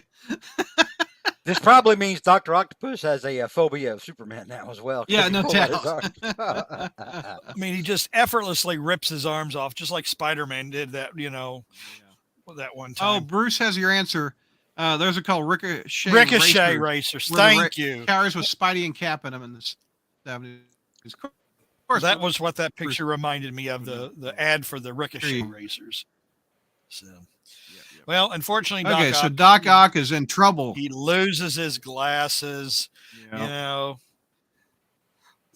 but then, but as of course, there's more superhero, supervillain fighting. Lex is going to destroy the world, and then Spider-Man. I think there's a big tidal wave heading toward the coast, and Superman's got to go and stop that. Wow, look at that. Yeah, but Spider-Man, and here's what we were saying earlier, where Doc has a moment of lucidity in the prior page before we see the tidal wave. Doc says, He's like, what the hell did I just do? well, it's like, where are you going to spend your money if he destroys the world? Dang it. Catch 22. I love Dear when he says Lord. that. Dear Lord, Dear he's Lord, mad. Yeah. It was at that moment that Otto realized he had made a huge mistake. But it's kind of, it's funny. The villain wants to destroy the world, unless he it's like, what if he does? What if the villain destroys the world, kills everyone? What what's he going to do? What's he going to rule over? He's destroyed the world. This is consistent with Otto and his personality, though, because really Otto, all he wants to do is see Spider-Man dead. He doesn't necessarily want the Earth destroyed. No. But so at that point, he's like, yeah, okay, I'll help you. Kind of like the Kingpin did with Batman and Ra's al Ghul. Yep. Eventually even the Kingpin realizes, oh God, no, I'm on the wrong side of this. Yeah. That's funny. Well, Superman being Superman. I mean, Ock destroys the satellite gadgetry, but the tidal wave is still going. But Superman being Superman flies down and creates this barrier of sound. Yep. Which crashes the wall of sound he stops the tidal wave. Spider-Man mops up the bad guys, which Luthor really, he easily takes down Lex Luthor. And then we have the epilogue where, of course, everybody. Check that out. Yep. Look at that. What's up? They got the handshake. Nice. And then they fly off with their respective villains. And then meet the next page and have absolutely no idea who each other is. It's like, what are the odds? Oh, yeah. Gee, looks, it happened to be you're with Lois, who Lex kidnapped to get back at you. And I'm with Mary Jane, who just happened to be there. And Spider-Man was all hyper about saving her. I know. Yeah, none of this. Doesn't make any sense, huh? Yeah, and Daredevil is somewhere reading this thinking, I could have told you he was Peter just, by his heartbeat. I can't even see, Jack. Yeah, you'd think Superman could probably hear heartbeats too, can he? Yeah, he can. Most likely. Yeah, well, I mean, he did when he heard Bruce Wayne come back to life in Dark Knight Returns, whatever. When he thought he had killed Bruce, but they had just sedated him and buried him, and then Bruce revived, and he heard the boop boop, the heartbeat, and realized Bruce wasn't. Anyway, whatever. So anyway. Clark and Peter make Jonah and Morgan very happy, and everybody walks hand in hand into the sunset at page 92. And boys and girls, you have just been a part of a reading of history. There you go. And we got some backup art, which were potential covers here. Yep. And I suspect is Marvel didn't want Superman to look more heroic. I think they had to do a compromise where both heroes look equally epic. Mm-hmm. Well, that was kind of the point. The first one is like they didn't show all the heroes. The second one is like Superman's in the foreground and is dominating the picture, and then they get closer to what it ultimately became. And as a Spider-Man fan, even when I read this as a kid, it was complete. I didn't take like Superman winning, to be like a slide on Spider-Man. It's Superman, for crying out loud, right? So the fact that he managed to last as long as he did is a win in and of itself. But I mean, clearly, Superman could have just kept beating ass if he'd wanted to. Now, this is the back cover, and I don't know canonically how tall comic book Superman is supposed to be, but Peter is like Spider-Man has always been like 5'10", and I always think of Superman as Christopher Reeve. So to me, Superman is like a big guy, 6'4", so he should be towering over Spider-Man. Marvel probably doesn't want Superman to be shorter. They probably want him equal. Well, I don't know comic book wise if Superman is like just 6 feet or something. But I don't know if I'm Carmine Infantino, I may mandate that. I'm like, look, this guy's just flat. He's taller than Spider-Man. Sorry. In the story, we're not doing this. He's taller. Which is funny because I mean, Superman and Clark can't have the same build. And say Superman is 6'4". And it's like, so you're going to like insult and pick on a guy who's like 6'4" and ripped, but I guess that's where Christopher Reeve did a heck of a job, convincing you that his Clark Kent was kind of a namby-pamby, but otherwise it's like, who the hell is going to be giving a 6'4" guy a hard time? So We have Bruce says that it's hard to find that treasury in nice condition. There weren't many good ways to store it safely back then. Yeah, they didn't make the mylar and the backing boards for that. well, even then, it's so oversized. What would you put Yeah. it in? And Yeah. in fact, I even, I mean, I have mine just in a huge. I've got all my treasuries in just like one huge baggie, more or less. But Luckily, they've reprinted this thing several times. Right. All right, we are going to the second part. Here we go, boys. This is my favorite one. Yeah. Yeah, this is from 1981, right? Yeah, I read this like a trillion times. yeah, Yeah. This one I'm not as familiar with as the other one, but Same. this one I think is more of a a comic book as opposed to an event. The first story was kind of an event, Superman and Spider-Man meeting. This one kind of gets down to more of the gritty, nitty-gritty of just being a comic book. Yeah. And like in two, like turn, if you turn on the back, Brad, I mean, just this is another reason why this is. I can't. Easily. Oh, you can't? Okay. Yeah. But the back cover shows us who the guest stars are going to be. There you go. The Hulk and Wonder Woman, Yeah. who just so coincidentally each had a TV show on CBS. This was 1981 when this was published. And they'd been on the air for a while at 1981. Yeah. So I think it's more than just a coincidence that those two happened to guest star in this as a result of their respective series. I mean, now if you see this and the cover alone isn't enough to make this an instant buy, the moment you flip it over and see the Hulk and Superman about to go at it, So, dude, yeah, it's like Brett, take my money, my money. Exactly. Please take my money.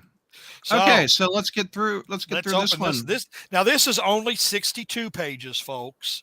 Okay. So you're not quite getting your money's worth as you were with the other one, and this cost you $250. And this one only recap right on the second page here behind the cover. Yeah, here's our hero identification, and as we go to the first page and the credits page, we see that the script is by none other than Jim Shooter. Jim Shooter, once again, inserting himself into a high-profile book to ensure that he collects royalties. Well, you didn't get much royalties on this one because they don't reprint this one. Yeah, this one hadn't been reprinted as much. That's true. Yeah, that's true. However, Secret Wars, my man's making bank. It's just funny when he decided what he decided when he decided to step up and write a story. I mean, it wasn't like. He always he made sure that he selected a very high profile gig, it seems. But anyway, this was art too by the legendary John Buscema, who Sal's older brother. Yeah, the older brother of your pal Sal. Yep. I love John Buscema's stuff, man. I do too. I never got into Conan, but I know you do, George. You love his Conan. Oh yeah. I love Savage Tales and all that good stuff. Guy, but yeah. What's this? Consulting editors. We got all these guys. Hard to read it, but Joe Orlando. He's DC. There's John Romita right there. Joe Orlando used to also Lynn Wein. be an artist over at the EC Comics back when they did all the horror stuff. Okay. Got it. Did a lot of good horror stuff. We start with Spider-Man here.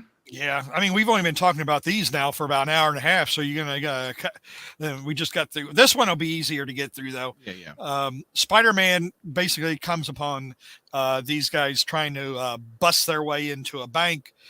He stops the bad guys, gets his pictures, but it turns out that the bank just happens to be sitting on top of somebody's lair. And of course, Doom. It is the evil Dr. Doom. So commands Dr. Doom. And of if you remember the, I happen to think about this because I was with Joe Orlando. I'm sorry, I didn't mean to interrupt you, JR. No, go ahead. If you remember the old Sea Monkey ads from the comics back in the days, he did the art for that. Oh, that's funny. One. Yeah. That's funny. Sorry, I just that was right. Off so Doom is doing all this monologuing about how world domination, blah blah blah blah blah. But part of his plan. All right, here we go. He asked his operative to report on the progress of Preparation H. What panel is that? Where is that? The last panel on the page. See. Operation H. Oh. Operation H. Oh. That's something JR is going to have here. Yeah, you got that on your brain. Yeah, I guess I had that on my mind or whatever. Hulk smash with Preparation H. Well, so anyway, Dr. Doom is part of his plan. Dr. Doom is bringing the Hulk to Metropolis. Yeah, boy. Well, of course, and we go back to Peter Parker, who is now that apparently, since he is no longer dating Mary Jane, this is the early 1980s. In fact, I'm trying to think if this is in the Denny O'Neil era. It was. I think it is, yeah. It is. You So, don't have, of course, you don't have Stern yet. Of course, Mary Jane was, as of after a brief appearance in issue 210, Mary Jane was out of the titles for about 3 years. So Peter is, trying to make moves on, various chicks. Who is this? This is Cindy. This is nobody. This is just hi, Cindy. Generic blonde girl. You can take me to the Elvis Costello concert tonight, is what Cindy wants. That sounds fun. Peter can't afford it. But How about you like walking in the park and splitting a popsicle, honey? But Peter's a big fan of Elvis Costello. I mean, that's been stated more than once that he's a fan of Elvis Costello. But it's the thing is though, this is just the right time for Peter to start agonizing about his origin story. I don't have the money, and it's like, oh well, that's because Cindy says like maybe your mommy will give you an allowance or whatever, and that just causes Peter to stew. Floating head of the guilt. only mother I've ever had is Aunt May. Yeah, and maybe the Pope will get married. When J. Jonah Jameson feels generous. Man, Jonah's just kind of like, I don't know what it is. I don't think his hair is fitting him very well right now. It looks like a piece, doesn't it? It looks like a J.K. Simmons piece. It's like a helmet. It's a J.K. Simmons. Yeah. And then Robbie over here. What do we got? Oh, that's what's happening is Jonah is telling Peter, "Oh, why don't you go to find something really newsworthy instead of all these crappy pictures of Spider-Man? Because after all, the Hulk is going out to Metropolis where this guy hangs out. So that's going to get Peter into the story, or Spider-Man into the story. So." Anyway, we got a helicopter with Clark and Lois, and of course everybody's making fun. Oh, don't worry, if Clark Kent's brave enough to go there, it can't be dangerous. So, and of course they see, because wherever the Hulk goes, chaos usually follows. Chaos, carnage, and destruction, because the Hulk is rather ill-tempered. But before we get our meet up with Superman and the Hulk, we have to beat these idiots at the Daily Planet Galaxy Communications. And look who is trying to play another prank, Steve Lombard. It's like, honest to God, Is this funny? Was this even remotely amusing? Hey, chat, give me an update. What happened to Steve Lombard? Can you do a Google search for me? I want to find what happened to Steve Lombard from DC. I mean, this is just infantile. Are grown adults this infantile anymore? No, they'd be trucked into HR.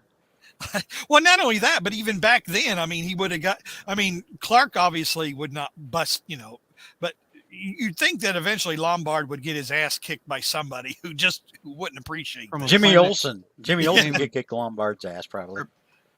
Tom, I don't know, Brad. I'm looking at Wikipedia. It doesn't mention him. He got shot in the shoulder at some point. But then, like DC splits off into 87 different. Well, he deserved it. Probably. Earth 2 and who the hell knows? Ultimately, he may be dead in one comic and alive in another. At this point, it's DC. Random internet weirdo said he owned everybody a sports shop after getting fired from the Planet, and he hired Clark once. But that's all pre-crisis, so that's pre-86. Anyway, this is just, I mean, it's like, I've only seen, so yes. Oh, Milo. What? You're going to poke the bear, Milo? Whoa. What Steve's pranks are as funny as Brad's jokes. Man, that wasn't directed at me, but I felt that one even. Yeah, we all felt that one, Milo. It even drove George out of his seat for a moment. Yep. Well, anyway, so the Hulk is, the Hulk is rampaging through town, and Clark realizes that, well, I gotta do Gotta go. something here. So he creates makes everybody think there's an earthquake by stomping his foot. And so he goes and he turns into Superman. Ooh, look at that. That's cool looking. And then, well, I don't know. I almost feel, Brad, that you should take over describing these next 2 pages, because this has got to be your wet dream, just about. Because not only does the Hulk, because I think the Hulk starts to get the upper hand there near the end. I think a little bit, yeah. Well, anyway, Superman rolls in, says, "Hold it, Hulk. You've done enough damage, big fella. Calm down." He holds his hand out like Black Widow in Avengers of Age of Ultron now. And Hulk is having no part of it. He says, "Shut up. No one tells the Hulk anything."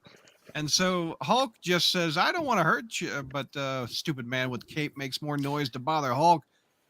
But Cape Man's noise, Hulk can't stop. Hulk can see Cape Man. And what Hulk can see, Hulk can smash. Look at this. Boom! Yes. Also That's known as, raccoon. if it bleeds, we can kill it. Absolutely. This isn't going to be easy. Superman this isn't like fighting Spider-Man with a red ray gun. Hulk takes it on. And then Peter shows up and says, "Well, Brad's buying this comic by 81. I better show up and get in a suit so I can get some Hulk and Spider-Man action. Guaranteed that Brad will pick it up, or at least ask his mother, who, when he gets out of first grade, if he can buy this for $2. So we got a kaboom. I don't think Peter's thinking that. I think Peter's just thinking, it'll just take a cover for Brad to buy it. That's true. Peter's probably thinking, I'm just going to take pictures and maybe sit this one out. Yeah. He's a powerhouse, but that ought to take that fight out of him. I don't like this. He's still lying too still. Okay. Is the Hulk going to get up? Is the Hulk going to get up? Is the Hulk going to... He's going to kablam that DC Catholic character. Boom! Put that man in orbit almost. Boom! And this guy just running a little truck goes, "Glory be!" Christopher Reeve got hit by Lou Ferrigno. It literally says miles away. Miles away. Miles away is where Superman lands. Boom. When Lou Ferrigno hits you in 81, Christopher Reeve feels it. All right. So Hulk is ticked. I love, Brad. Look how, when we see Spider-Man there, notice the windows being shattered. Look at the New York City just shaking a little bit. This reminds me, Brad. Remember of the death of Superman when he's fighting Doomsday, and remember all the windows in the city are shattering. Right. Yes. Yeah. I like that. Number one Marvel fan said this could all be resolved with a Hostess cake. There we go. It could have actually with the Hulk. It might have been. It probably is. Give the man a truck of Twinkies. My man's calmed down. Anyway, here we go. My boys are going to go. Oh, it's up to you. Spider-Man's like, well, he punched Superman miles away. Yeah, I could probably win this fight. So Spider-Man and the Hulk. Hulk has met Spider-Man by this point. Yeah, he has. Oh yeah, this is 1981. Yeah, but I'd say they should know one another by this point. Well, yeah. Well, this is a part of the Spider-Verse, if you will. This is an alternate universe where Spider-Man and Superman are in the same universe. But anyway, Superman says, "Hey, in 76, I think you're going to get killed if you do this, Spidey. So hold it." So I'll take this. Step aside. This is a job for Superman, Spidey. And he realizes he suddenly needs a snack, and he yells, "Nuts." And Spider-Man's thinking, I could defeat this dude with the common cold. I've done it before. Yeah. So anyway, Hulk's still ticked. Superman just says, I'll just let him start punching. What in a fight? What do you say, George? If you're in the ring, you're just gonna let the guy get tired. Just gonna get the Hulk tired. He's thinking, okay, I'm ready for this now. He's not gonna sucker punch me. I'm just gonna let him wear himself out. Yes, just wear himself out. Throw all these punches. Yeah. His arms are gonna get heavy. He's gonna need a couple Hostess cakes. Now he's the Hulk, so he's not doing the same thing that Spider-Man and Batman have done, hitting Superman, where he's like, "Oh God, my hand," because he's the Hulk, and he's like, "No, Hulk. The madder the Hulk gets, the stronger." Hulk's like, "Dude, I got all day to whip your ass. Eventually, I'm gonna knock you down." Yeah, the gamma radiation is going to, rather than get tired, the gamma radiation, is just. And he's going to get tired, so let's take a look. He's like, if I have to stay in here for 2 weeks, I'm knocking your ass out. Like I just said, the madder the Hulk gets, the stronger the Hulk gets. Cape Man thinks he's strong, but Hulk is the strongest one there is. So anyway, Hulk does not stop. Superman doesn't stop. And they go at it. And all of a sudden, What flies into his ear? What is that? Well, Superman notices that there is something that is irritating the Hulk and making him go crazy and attack Metropolis. Yeah. So micro miniature drone. They had drones in 81. Look at that. Well, this is Dr. Doom. Of course he had drones. He had drones. He had drones in the 60s. Yep. Anyway. And of course he's magic too, right? So he is magic. Noise is gone. So his tinnitus is gone. Hulk isn't so ticked. Cape Man talks stupid. Cape Man is stupid. Hulk should smash anyway. But I think I'm gonna chill. Okay, there you go. Spider-Man, Hulk versus Superman. Well, Spider-Man just kind of watched. look what Superman's thinking. He's like, he says no one wants to fight you, and then he thinks no one's sane. No one's sane. That speaks to how hard the Hulk hits you. All I want to do is help you, Hulk. That's my job, helping people. Cape Man looks like puny human, but isn't Hulk. Hulk trusts Cape Man. Oh, Spider-Man's like, holy hell. He did it. Superman talked the Hulk down. So that he reverted to his human self, Dr. Bruce Banner. All right. Take it from there, JR. Well, in all the carnage, no pun intended, we see that Superman. Oh, wait a minute. Here we are. Hey, thank you, Winnipeg. This is fun because Superman's talking to the cop, and the cop he's like this guy isn't a criminal, and neither is the Hulk. I found evidence that something was controlling him. Oops, I destroyed that. Yeah, can we just overlook that? Pretend just go off my reputation. Can you just trust me on this one? Yeah. Well, unfortunately, we think that the crisis is over. Look at what Peter says. Jeez, the police are cooperating with Supes. He's looking at him like he's Gandhi. What have I been doing wrong? I think that's so funny what Peter says. Well, for one, Peter, they can't see your face when you're Spider-Man. Two, you're a big smart ass. I mean, it's like... Yep. Anyway, there we go. So it is kind of funny when you think about it, although Peter... I think that's one of the endearing things about Peter and Spider-Man is that sometimes he doesn't really realize that he is self-absorbed, self-centered, and irritating. So, but okay, here we go. We got some more trouble coming up from the surface. This must be a DC guy because I don't know him. The Parasite? Yeah. You don't know the Parasite? That's one of... man, I'm not a DC guy. He's a big Superman villain, Brad. Oh, yeah. Not only that, but he's probably really famous now for being the... if you remember... Did you ever read Kingdom Come, Brad? I did, but I don't remember the Parasite in it. I remember the old looking Superman and Batman and Wonder Woman. Yeah, well, this is where like Superman... the Magog kills the Joker. Anyway, Joker kills everybody at the Daily Planet, including Lois, and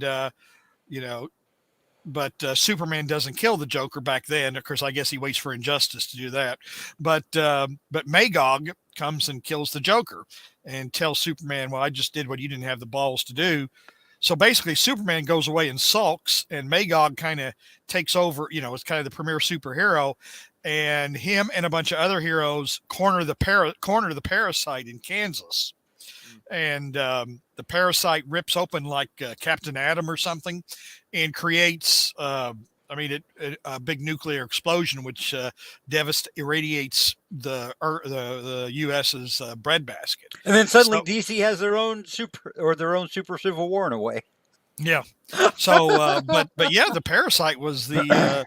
Parasite was he wasn't in it much, but he was when Magog and they cornered him and he ripped open Captain Atom and created a nuclear explosion. So, but anyway, so the Parasite he escapes from Hulk smashing.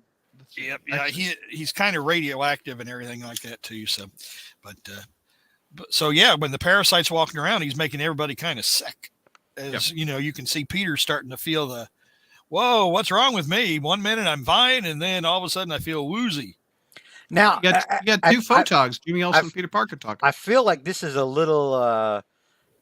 Peter should have realized what was happening to him, because if there's anybody that's going to recognize like the signs of radiation, it's Peter. Right. And actually, he should be somewhat, I wouldn't say immune from it, but remember well, I mean, of course, this didn't happen until decades later. Are you talking about, what's it called? Yeah, let's not bring that up. Oh, what Let's the not hell bring is that? Moreland into it. No, I was thinking about the radioactive you're thinking of, Brad's thinking about like Rain, I think. rain. That's it. Yeah. Okay, Jimmy Olsen, Spider-Man. They go get a cup of coffee. So anyway, so Jimmy Olsen says, "Hey, bud, you need a help, need a hand or whatever." And ultimately, he and this is where it kind of gets fun.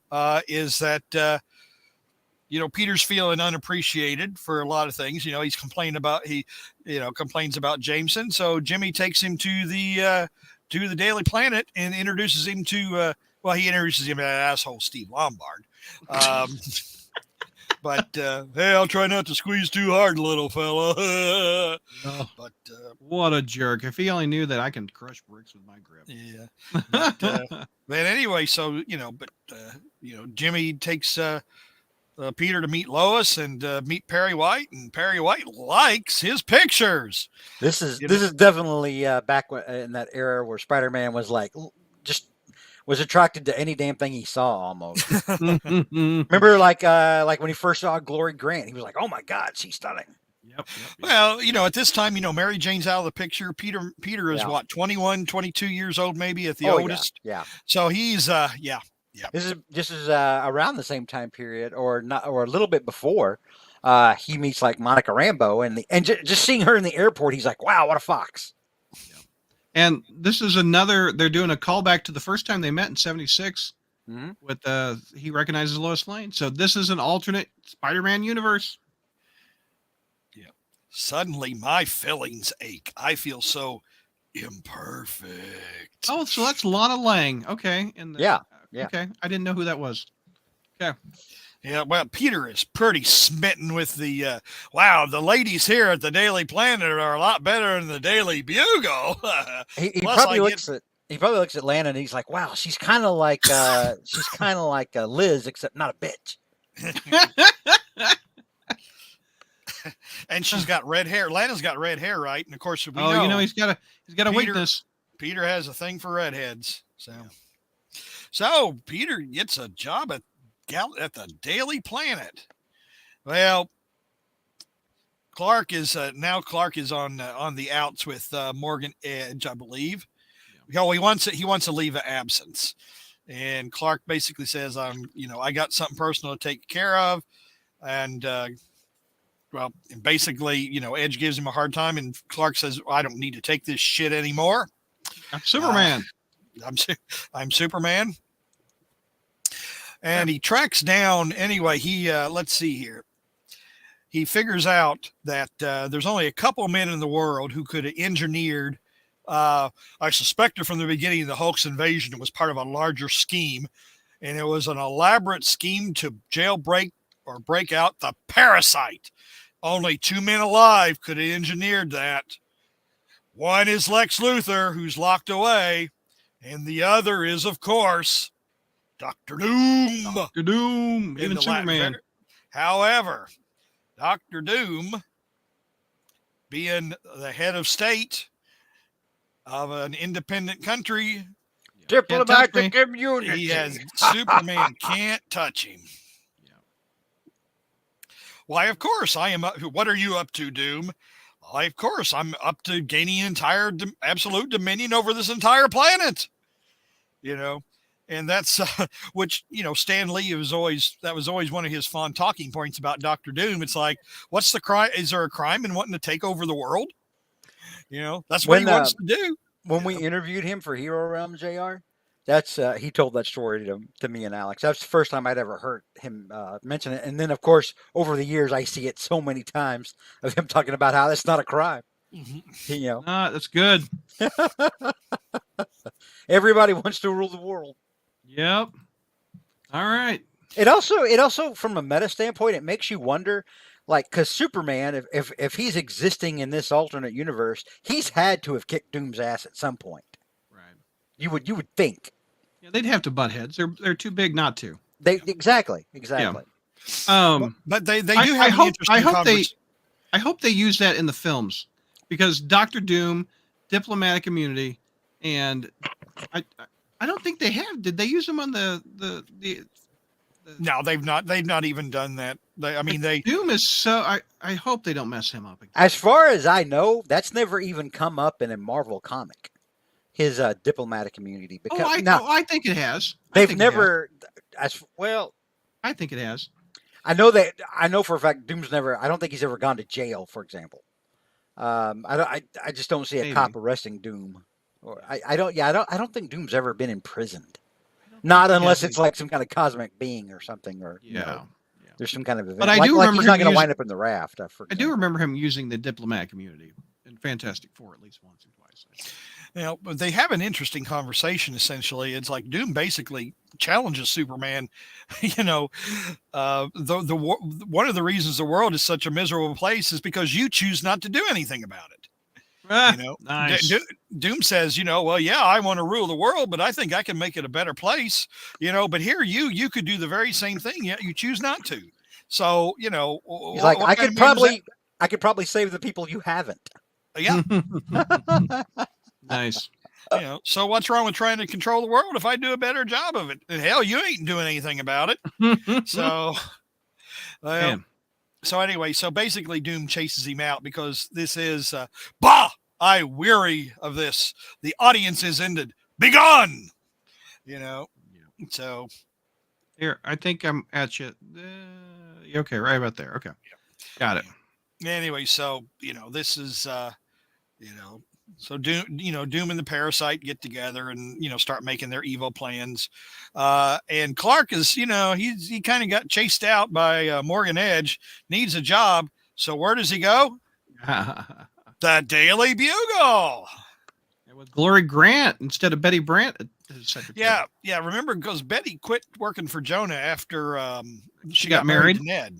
Right. So and then they had the running joke for a few issues of Jonah not being able to keep a secretary. Right. And they did on Murphy Brown. Yeah. And then Glory came and charmed him. And so underused character, Glory Grant. Well, didn't Conway say that he planned on having him romantically involved?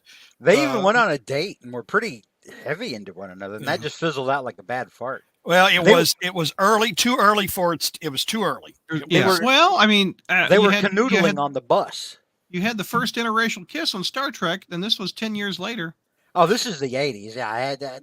They could have had that in the comics. Yeah, but but in the 70s, early 70s, when Glory was introduced, yeah, that's different. Conway had mentioned that he had wanted to make them romantically involved, but it was just pushing it would have been too much for the time. So, and probably, since comics were being mostly read by kids then, probably the Bible Belt would have absolutely gone berserk. But so, all right. So he tries to get a job. Yep. At the Bugle, and he does, doesn't he? Yeah, I believe he does. Yeah. See, like I said, I show our newest reporter around and introduce him to Robbie. There you go. Yeah. So, unfortunately, I didn't get a chance to read this before. So it's like by keeping a high profile as Clark here in New York right under their noses, I'm able to draw fire. Oh, I see. So he's trying to, protect protecting New York City instead of Metropolis. Yeah. Yeah, protect. So.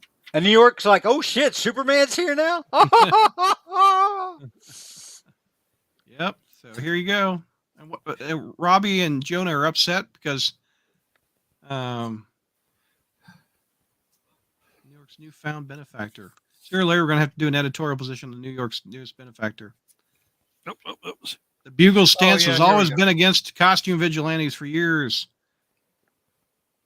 Oh yeah, it's like so, but Superman is very popular, right. unlike Spidey, yeah, unlike Spidey, who people don't really trust or whatever. And now it's like, well, here's this guy who's a well-loved hero. What are you gonna do, Jonah? Yep.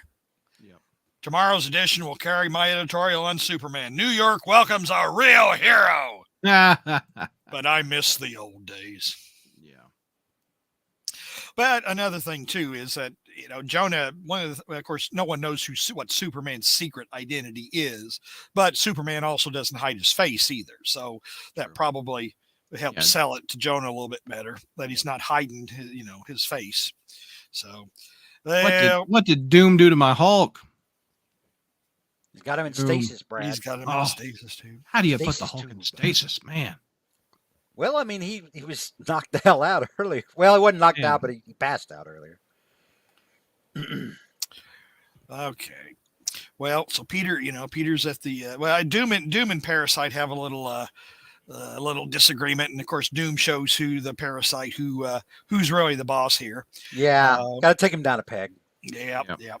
And so Peter, Peter's at the planet, and Perry White is talking about how much talent he's got. Just remember the pointers I gave you, and sure, Mr. White, thanks. Wow, he's nicer than Jonah, but just as tough. I can't believe it. I almost miss old JJJ's abuse. Mm-hmm. And then he meets The redhead. Yeah. Little redheaded girl. Yeah, Lana, like Charlie okay. Brown. I was thinking this was Lois he was going to make the moves on, but no, I forgot it was Lana. And so Peter says, another redhead for me to hit on, but I think you're a nice young man, but A little busy. yeah, little busy, little young, yeah. So how old? Peter 21, 22 here. Lana Probably Lang in his 30. early 20s, yeah. He's 30? probably in his early 20s because he was in college, so he'd be he'd be 20. probably anywhere from 19 to 21, yeah. Lana Lang 25, 30. Probably. Yeah. Well, and unfortunately, Steve Lombard has watched this whole thing happen. What a douche. I wish Bailey was here to talk about how much of a douche Lombard has been over the years. And of course, I struck out with Lana Lang. Oh. And of course he finds it. Well, he's got his spider sense going off when this happens. So well, yeah, it's like, but he's like this guy doesn't seem to be guilty of being anything but an asshat. Well, this is proof that his spider sense can be triggered by douchery. Yeah. Acts of douchery. Oh, that's funny. But Peter gets revenge because Spider-Man pulls a stunt on Steve that he pulled on Jonah many a time, webbing his seat up and sticking him to his chair. Yeah, nice. The judges would have also accepted just beating Lombard's ass. I was about to say, oh, and Wonder Woman appears here when Wonder Woman. Here, appears. let me text Bailey thoughts on Steve Lombard. Steve Lombard's douchery. Douchery. Okay. If Bailey writes me back, I will get his opinion on Steve Lombard. Okay, here we go. All right. See, no respect. Spidey, the danger field in New York, can't get the same respect from the police that Superman does. Look at this. Yeah. Then he goes to a construction site, and he's watching a bunch of goons get their ass kicked, and he's finding out that it's Wonder Woman, the legendary Amazonian warrior, who's doing it. Wow, look at her. Block those shots with her bracelets. There you are. She moves like a cat. And I haven't even met the black cat yet. So, she's terrific. Unstoppable. She makes Bo Derek look like a 2. Suddenly, I'm glad wait a minute. Sorry, not the correct Spider Historian. Uh-oh. But he has met the Black Cat. This is 1981. Yeah. Met her in 79. Not to correct the master. Oh, but you're damn wrong. It's the senility. Oh my God. By the way, Wolfman had already introduced her by. I was thinking we were back at the first story right after 156. Marv Wolfman introduced her, and Keith Pollard penciled her, and we were in the Denny O'Neil era of Spider-Man. Yeah. Now she's terrific, unstoppable. She makes Bo Derek look like a 2, and of course, everybody, you all remember the Bo Derek movie 10, right?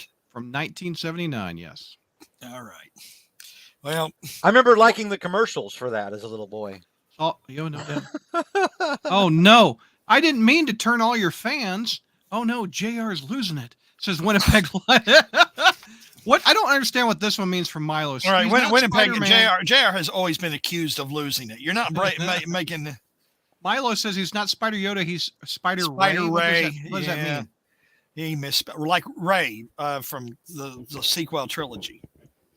a weak, ineffectual, you know. Whoa, does that? But who's going to be the star of a next batch of movies? I was about to say, does that mean JR's legacy is about to be destroyed? And we're gonna have like a lady JR take over. Oh, I'm not so. I'm not so. That poor girl, whoever would be, that would be. Well, yeah. Okay. Here we go. What Spider-Man? Well, I want to point this out. I like how Doom is like, still my soldiers cannot subdue her, those blundering dolts. And I'm like, dude, it's Wonder Woman. Wonder Woman. They're doing a good job. You're throwing minions at Wonder Woman. What did you think was going to happen, Doom?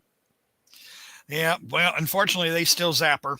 They still, even, Spider-Man Spider-Sense went off, but he couldn't save her. So they zap her and capture her and take her down to the lair where they've also got the Hulk, I believe. So yeah. Here, let me find. Here's the lair. They're taking her down. I like Spider-Man's way of flirting with her, where he says, "Look, I could be beating on you right now. I could be clobbering you right now, but I'm not." Oh, here it is, right here. That's what you're talking about. Yeah. Hey, look, lady, I could be clobbering you right now, but if not, get the drift. I'm one of the good guys. Now, this is a good point because I like Spider-Man, but I'm pretty sure Wonder Woman could school Spider-Man. Yeah. I think Wonder Woman's stronger. Yeah, she could. She can hold her own against Superman, can't she? Or I've never been really sure how strong Wonder Woman is. I mean, she's not Superman level strong, but she's not far off. I think one step very lower. Powerful. Yeah. Very powerful, very durable. She's got tons more combat experience by this point in her long life than Spider-Man does. Because this is pre-crisis, so keep in mind she was also active in World War II. Yeah. Just like she was in the movie. And probably, considering that she was on an island of all women, she's probably better with the ladies than Spider-Man is too. So, Most likely, yeah. Like, I guarantee you Wonder Woman would not have struck out with Lana Lang.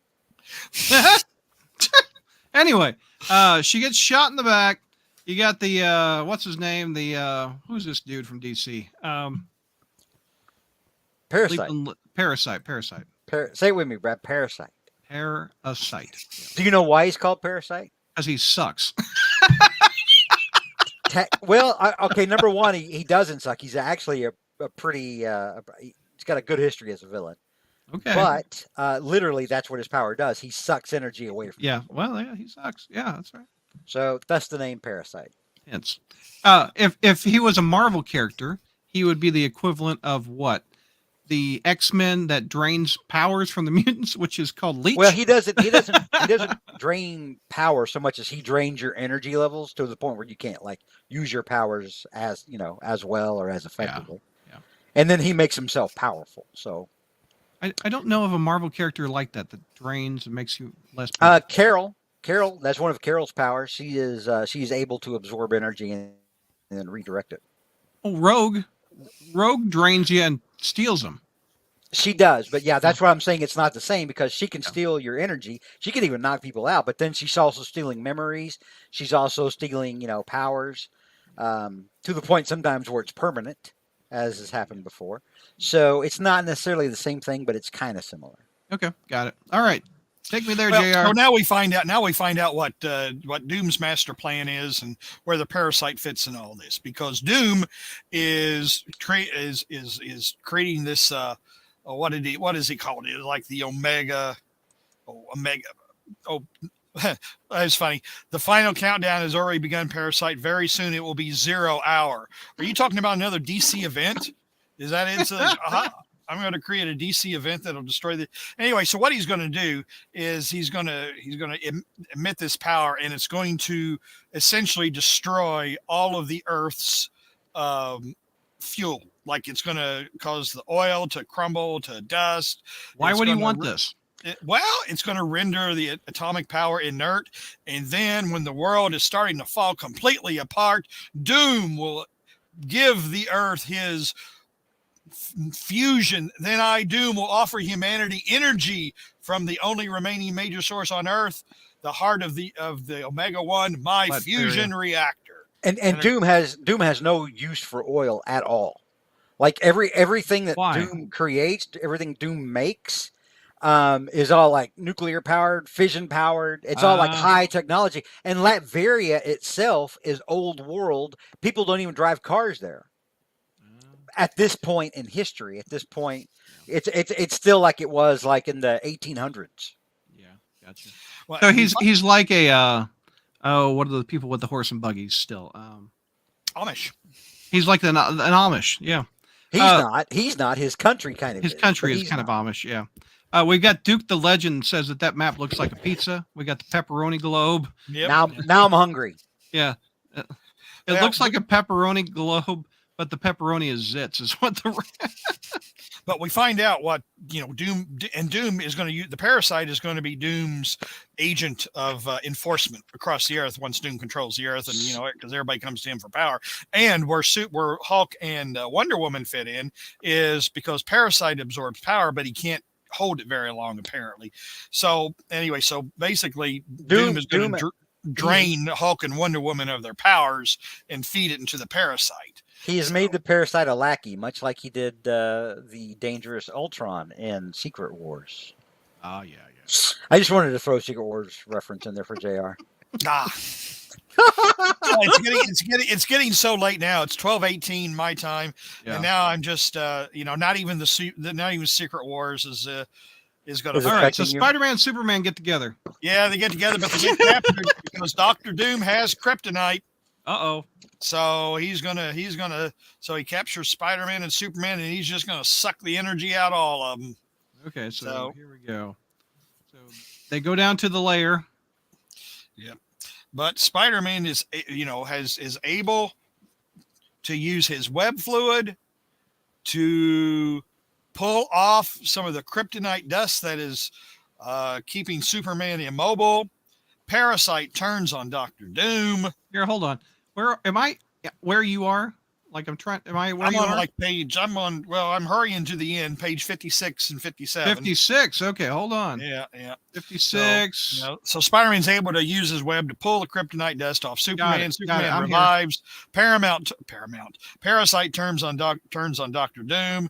Got it. Superman grabs Doom's glove, and Parasite's going to blow up. Oh well, no! Doom's gonna turn his reactor on. Doom's gonna blow up everything by blowing up the reactor. Mm-hmm. But Spider-Man comes to the rescue. Superman's trying he's trying to fix it from within, trying to keep it from blowing up, and Spider-Man's trying to fix it from the outside to shut it down with a hairpin. I like how this plays to Spider-Man's strengths. Yes. Right here, his science background. You got the muscle versus the brain over here working together. Yeah. Yep. And so they defeat Doctor Doom and his machine, and Superman is just about to nab his ass, but he makes it to the embassy. Ah, look at that. Haha, beat you. I am supreme. You would not dare violate international law, Superman. Haha, Doom wins. Oh shit, wait.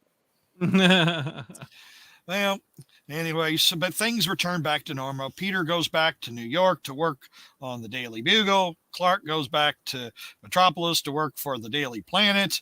And Peter asks Jonah for a raise. Because the Daily Planet was paying me more. But what about giving me a raise, Jonah? And then it's like, what? You ungrateful whelp. The end. There's no place like home. You know what could have worked here to tie back into how Stan Lee always tells a story. You could have had, like, when Superman stops at like the Latvian embassy door, you could have had Spider-Man just going, you know what, that's cool and all, no F's given over here. and then like maybe he webs up Doom, well actually I take that back. For this period in time, you can't just web up Doom. Doom's going to have a force field or something like that. But maybe Superman could have knocked him out into the embassy, and then Spider-Man could have hauled his ass out and then take him to the police. Yeah. And then the police are like, we can't charge him with anything, dude. What do you want us to do?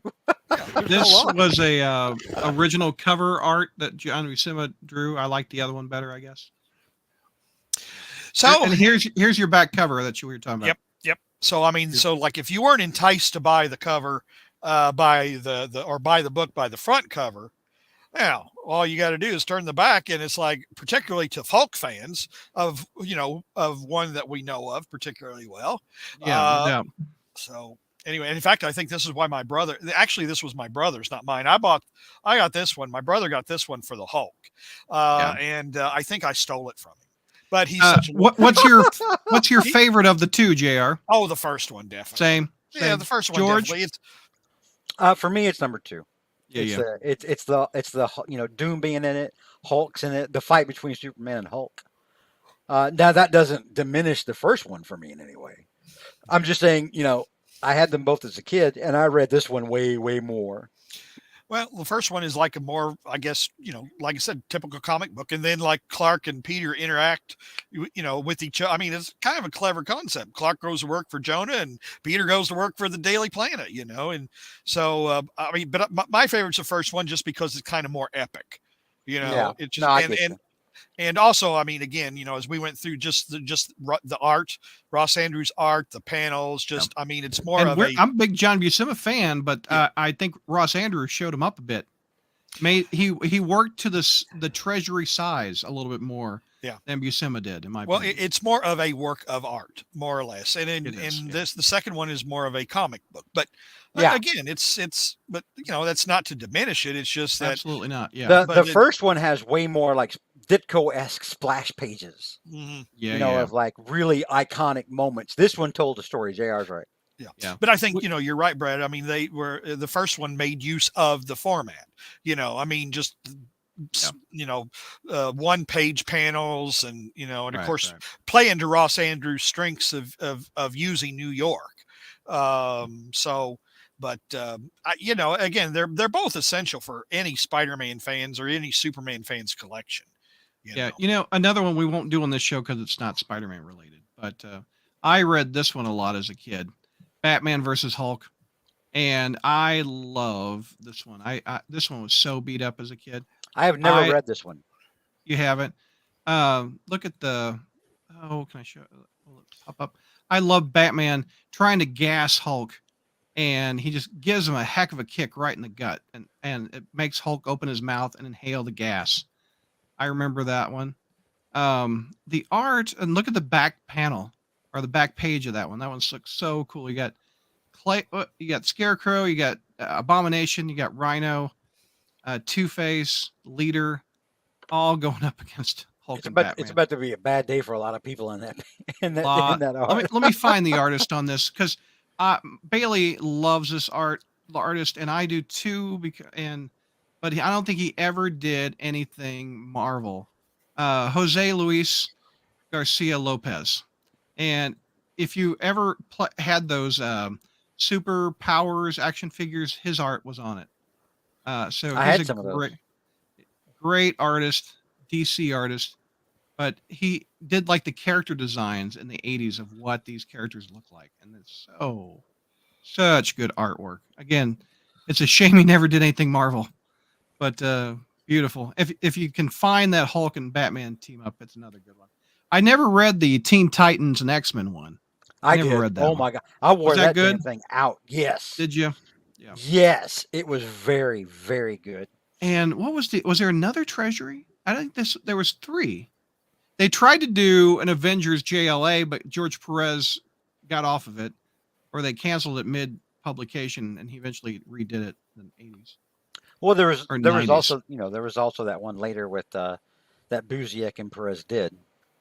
Right. That was in the maybe 2000s or late 90s is when they did that. So. Yeah, and as much as I dislike Busiek's work, that one was actually pretty good. I liked it too. George Perez was just showing off. I mean, he was doing laps. Real quick, we'll do a couple questions. It's getting late, but we'll take a couple questions before we wrap up. Let's see. To the Spider Gang from Jeffrey Castro. Can you think of any other supervillain team up with the warranted third team up? Are there any villains who could beat this dynamic duo of Spider-Man and Superman? Oh, well, it would be interesting to see Luther and Norman Osborn team up. But to be honest, though, I mean, obviously Norman's my favorite, but I think Luther could have the upper hand because I think Luther can keep his wits about him more than Norman can. But it might be fun to see him, and then watch Norman to just like slowly disintegrate and destroy the entire plane from within. Milo, I don't know if the internet can handle this suggestion. I would think from a Superman standpoint, they would maybe want to use somebody like Brainiac, like classic Brainiac. But the equivalent or something similar to Spider-Man's side does. Well, wait a minute. No, it's right in front of my face. It's clearly Stegron. Brainiac and Stegron. Brainiac and Stegron versus Superman and Spider-Man. Venom would be of course, now Venom's, I don't know if he's a villain anymore, but Superman and Spider-Man, and then Venom being a part of it, or Carnage, which actually Carnage would be I think they had the Batman and Joker and Spider-Man and Carnage team up, but actually it'd be probably interesting to see Venom and Carnage go up against Superman. Milo, I don't think the internet can handle this suggestion. JR, can you review Secret Wars 1 to 12 with George as a Spider History? I would enjoy that, actually. He's actually done some of them before, I think. 2 episodes, 6 issues each. I think that'd be fun. Because George and I could correct you as you get everything wrong. 2 against 1. Gladly. That would be kind of fun. The only thing is Spider-Man becomes such a small part in it, and to be honest, it's really he got his black suit. He's got a huge part in it. Yeah, but he beat X-Men ass. But then it's over. Then it's Magneto trying to you lay zip over that part and you do a Spider-Man centric review. The Magneto tries to F the Wasp, and then Colossus falls in love with an alien girl and thinks about how he can't wait until Kitty Pryde gets of age so he can blank her as well. JR always focuses on the sex. Always.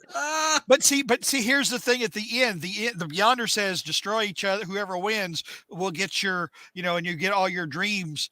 But the thing is, they don't even really fight to any kind of end, and Reed Richards figures out a way to go home, and everybody just kind of goes home, and it's like, well, wait a minute, where was this big battle? Where was somebody winning? What was everybody's hearts? It's just the story fizzles They had out. several fights against one another in that comic, JR. But there's no resolution, except and I'm sorry, Dr. Dude turning the guy into lenses. Dr. Dude. Well, that was his original name when he was cool and he wore flared jeans. Back when Quesada liked him. Back when Dr. Dude had his motorcycle and his jacket and he wasn't married. All right, it's time. Oh my God! All right, it's past my bedtime. I think you can tell. Okay, here. Let me get. I will go through them real quick, but I second your request of JR does Secret Wars. Chris says, I wish they'd bring the Treasuries back. They have. Marvel has. There is some new ones out that reprinted. Oh, can you not see this? Let me pull this up. Batman versus Hulk, $500. Wow. Yeah, these are all eBay. Yeah. Jesus. There you go. This one just came out. This is one that you can get. Came out in 2016. It's a huge book, and that's actually a fun little all ages series if you want to check that out. So there are Treasuries. Marvel's put them out. That's a good price for that. Yeah. Let's see. The Hulk lifted a mountain in Secret Wars. I know, one of my favorite scenes. Yep. How about a team up between Joker and Green Goblin? Nolte's. In the right hands, that might be pretty good. Two crazy people that don't work well with others. But again, that's another one where I don't know that Norman could handle Joker's just absolute batshit, because Joker's not logical. Even Norman, when he's kind of even Norman, though he's crazy, has kind of a logic to the way he does things. Joker's just an agent. Actually, Joker and Venom, or Joker and Card. Well, actually they did that in the Batman one, didn't? No, wait a minute. Or they would definitely have a moment where they try to betray one another. Yeah, and knock the other off. You had Carnage and Joker that were both crazy. Right. They're too similar, I think. Yeah. JR on Secret Wars: fight, regroup, fight. That was exactly it. Yeah, that's it. You probably listened to the episode. That's all it was. Fight, regroup, fight, and then regroup. Ben Grimm playing patty cake with. Yep. Patty cake with the lizard. Yeah. Mm-hmm. Let's see. Off topic. I would like to see an Image Comics Marvel crossover Spider-Man Spawn. Dude, they've been talking about that with McFarlane drawing it. The closest he ever came was drawing the cover of the Oversteep Price Guide with Spider-Man hanging upside a gargoyle. That's as close as it came. There were a lot of good moments in Secret Wars that led to conflict, like when She-Hulk went off on her own after Wasp got shot. and started beating ass, and eventually got overwhelmed by villains. And then the people at the superhero base were like, "Well, f this, we're about to go kick some ass." Remember Titania, scared of Spidey? Yep, Spider-Man beat the living shit out of Titania. Yep. We got Milo asking George a question. Who draws the best Doctor Doom? Byrne. Ooh, really? Byrne.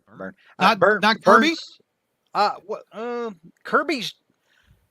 Don't get me wrong. I like Kirby. All right. I don't want this to come off as like I don't like Kirby. I love Kirby, but Kirby's Doom was kind of suffered through the same thing that like Ditko's Peter or Ditko's Spider-Man did. They were just a little too scrawny for me. Now Byrne drew him larger than life. I mean, like, when Byrne would draw Doom, there's presence. Just you could look at this dude and say, "Oh God, this guy's not knocking over a bank. This dude's trying to take over a planet or something." So I would definitely say my preference would be the way that Byrne drew him. We have Byrne's FF to me is like the definitive FF. We have McNulty. Can you imagine if Doom and Luthor was to team up in this story? The ego measuring contest between these two. He says ego measuring. That's one way to say it. Yeah. I don't know that they could be in the same room with each other. I mean, they would Really? they would each think they were smarter than the other and each try to outwit the other, and they wouldn't get anything accomplished. I would say Doom has the upper hand in that, and that's not because I'm Marvel biased. Doom is used to using technology. I mean, they both use technology. They're both technology based, but Doom has way more experience with way more people than Luthor does. Luthor has his technology, but he's myopically focused on Superman. Doom, I think, would adapt better to whatever it was he was trying to fight. Gotcha. Let's see. We have a super chat from our friend Milo. Could you do Powerless as a Spider history from ASN 340 to 343? That was Larson, I think, back doing this. That's a possibility. I'll have to write that down for 2024. 2023 is pretty well spoken for. What do we got coming up in July and August and September? That's a good. I've got that. You scheduled out this year, if I remember correctly. July is my birthday, by the way. If I could have like a George tailored Spider history for it's fun. July. It's funny. Actually, I don't quite have July pinned down yet. I was thinking the death of Jean DeWolf, but September is definitely. First of all, September is definitely going to be the wedding, honeymoon issues, and the Gary Conway one shot, Parallel Lives. So that's what September is going to be, and that's because you said August is the 25th anniversary. August is going to be. August is going to be Brad's month. Brad picks, and Brad has decided, because I asked, I said, Brad, what would you like to do? Would you like to do Hulk Spidey team ups or Spidey super stories? Brad chose Spidey super stories. Bunch of them that you pick. The funnier the better. Bring the funny, baby. Well, no, you were going to pick them. You were going to pick okay. like those weren't really funny. They were just childlike. Is that why? Yeah. You Well, but they were amusing. I mean, they were amusing. Yeah. And then occasionally there'd be somebody would cleverly, like I said, the story with the Hulk called Beyond the Green Door was just. Oh, I love it. And then Norman dressed up in drag. Yeah, Spider-Man. Oh my God, it's so funny. And the Morgan Freeman Dracula with a big knob on his back or whatever, and of course the Thanos copter. We got to do we got to do Thanos copter. And Sequana says we got to do the Webman because they're making so many toys out of Spidey Super Stories with Webman. We got to do that one. So Brad's going to pick like whatever we think we can get through in an hour or so. That's evidently Rhino was in Jello in an issue. I don't remember that one, Milo. Give me a heads up. But anyway, that's definitely August and September. July is a little unsettled. I was leaning toward the death of Jean DeWolf. That's a great one. But also we've also got to do the Planned Parenthood issue. Maybe that's what we should, maybe we should go ahead and do that for July. I love that. Spidey Super Stories and Safe Sex with Spider-Man. We got to do. I'm game. Okay, so July. Okay, I will never forget. I went to a convention and I bought. This guy had a stack of those Safe Sex Spider-Man books from Planned Parenthood, and I bought one. July will be the Planned Parenthood Spider-Man. I would call it right now. July will be Planned Parenthood. Yeah. August will be Spidey Super Stories, and September will be the wedding and honeymoon issues. July. I bought one of these Planned Parenthood books. I went over to Paul Jenkins. I said, "Did you know Spider-Man offered sex advice?" And he goes, "What?" So I handed him the book, and he was like, "This is the funniest thing I've ever seen." I'm like, "There's a seller with a stack of them, Paul. You got to go get you one." Anyway, I thought that was so funny. July is not George tailored at all. I just want to throw that out there right now. Well, the thing is, there were so many. Brad has been jonesing to do the Planned Parenthood stories for ages.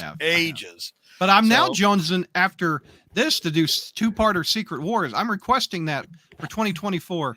I think July would be perfect for that. 12 issues in July?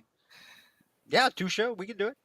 Now, we would have to do Secret Wars and kind of like we did with like Maximum Car. It would have to be more than one show. Oh my God. I've got the perfect. In 2024, isn't that the 30th anniversary of Secret Wars? I think it might be. It is, because it came out in 1984. There it is, JR. 30th anniversary of Secret Wars in 2024. We got to do it, baby. Yeah, we could do it like 3 months. Issues 1 through 4, 5 through 8, and 9 through 12. 12 is a double-sized one. So yeah, there you go. That's fans. You got it. That may be a full quarter there, Secret Wars. Yep. Because probably between all of us bickering about it, we probably could fill up the time. Oh, you're right, Vinkman. It's 40th anniversary, not 30th. 40th anniversary. Right. Wow. Oh my God. Well, Vinkman, you just sold it. We will have to do 40th anniversary. We will have to do it. I don't know when exactly, but I think Powerless is probably a good idea. Actually, the Spider-Man is the most powerful. Captain Universe is probably. But no, 2024, I think, unfortunately. Milo says, I've made the best potential episode chat. It's going to be 3 months of Secret Wars with us 3. That'd be funny. That would be funny. Milo, thank you for the super chat, by the way. Just want to say I listen to Spider History and Friday Night Fights every day. They're so funny. Thank you, JR and George, for the great content, and Brad. And Brad. Milo, we do it for fans like you. Yeah, Milo. You're awesome, dude. Mike McNulty has a question. Has there ever been a Catwoman versus Black Cat story? I don't think they've ever met. I don't think so. I don't think even in that 90s crossover, I don't think the two met. McNulty, clearly you have to write it now. There was always that infamous Batman Captain America crossover in the 40s. Where the Joker and Red Skull, and the Joker said, "I may be crazy, I may be a lunatic, but I'm an American lunatic." By the way, this is the same villain that later worked with the Ayatollah. Yeah. Oh my God. The Death of the Family. Yeah, I remember that. Yeah. But Milo has lost it. He's lost sleep. He is now saying, "Just take my money." He is all sold for that Secret Wars in 2024 40th anniversary. We're gonna have to work out the exchange rate there, Milo. Let's see here. Little known fact: when you donate, $19.99, Brad actually profit shares with us. I give him some Bitcoin. I'm just kidding. That's not a thing that happens. Can you think of a time for Electric Company episodes reviews, Brad? We have done some of those occasionally. I mean, because we had, like, we did the spoiler, Spidey meets the spoiler. Right. And sometimes in the comics, they recreate what is in the show. So you sometimes see that, if I remember correctly. Mm-hmm. So, I mean, you see a lot of the same villains. Right. Well, thank you, Milo. I appreciate that. Hey, we're getting ready to wrap it up, but I want to tease. Uh-oh. We are all 23 people watching at the moment, and people that will watch this video later. Tomorrow night, we're thanking the Patreon members. We hit a goal, and recently, and the reward for the goal was for us to do a commentary of Spider-Man 3. I already bought snacks. You brought snacks, so you're going to have. Who's the cast tomorrow? We've got George and myself. We've got Kelly. We've got Sarah, McNulty, and Peter. If my memory, I apologize if I'm forgetting somebody. But we're all going to watch Spider-Man 3. You will get a DVD type commentary of our thoughts on Spider-Man 3. And you can watch that. And I'm giving that to every level of Patreon. Even $1 is going to be able to see that one, because every dollar did help us reach that goal.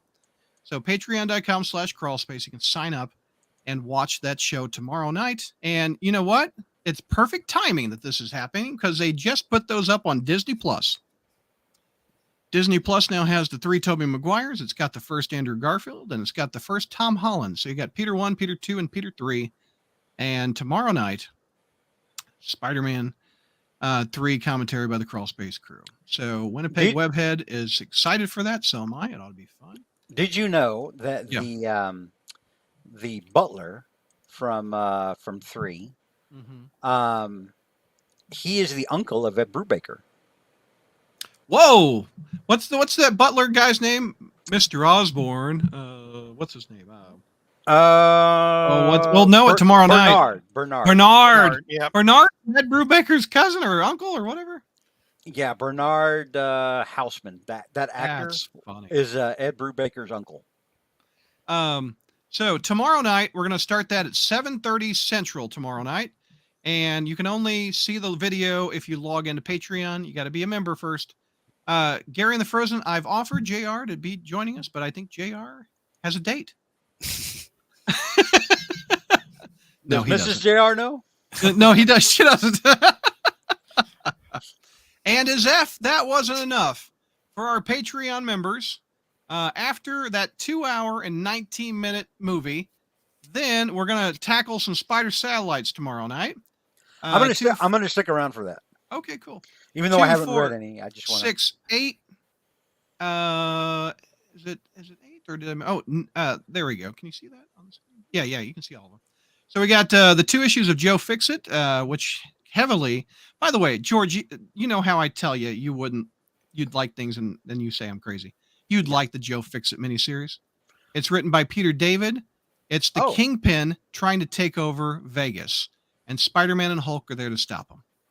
That actually does sound interesting. Yeah, it's really good. I'm liking it. And David's health's not good, so our prayers with him. Yeah. Poor guy. He's got a GoFundMe page going. Just search Peter David GoFundMe. So he's a longtime friend of this show. So thoughts and prayers with Peter David. Just a great person all around. I agree. We're also going to tackle Miles Morales, the latest issue of Miles Morales, Red Goblin featuring Normie Osborn with the symbiote. JR, thoughts? I've read the first couple of issues. I haven't got the third one yet. It's better than it has any right to be. I agree, mainly because it's got a lot of Norman in it. Is why it's Grandpa Norman in the book, which is fun. Yeah.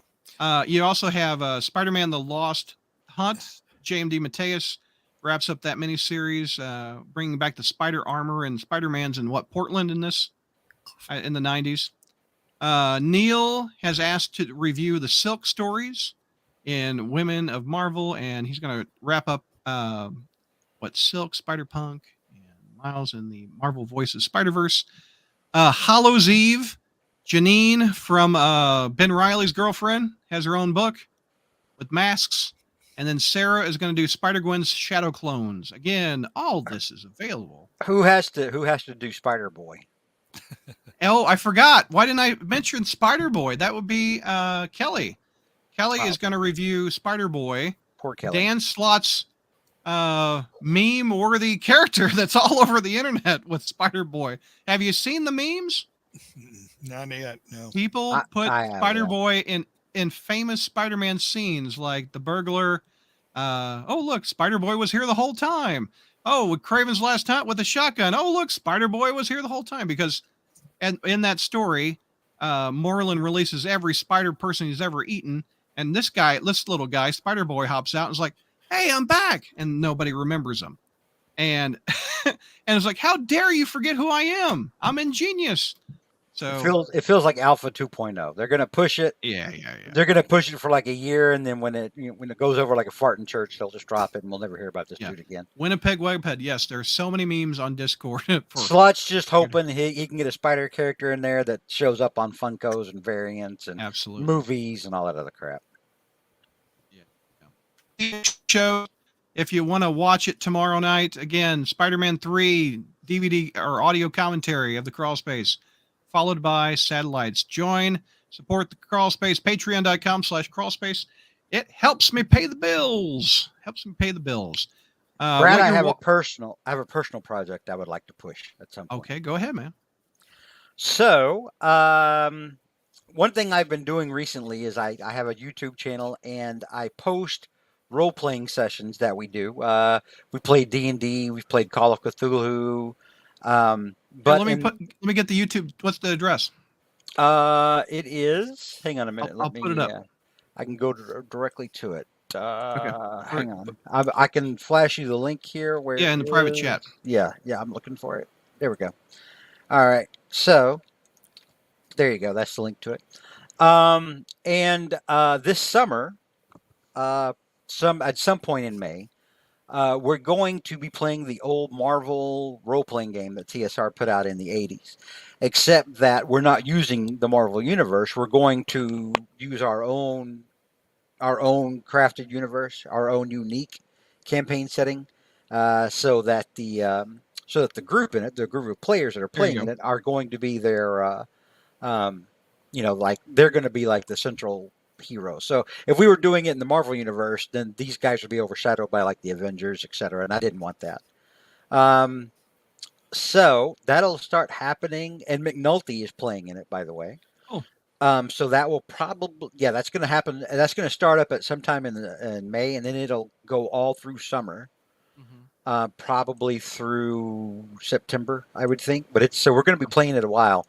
But it is a great system. It's a fun system, and I will post. I posted already kind of a teaser in the Crawl Space Discord.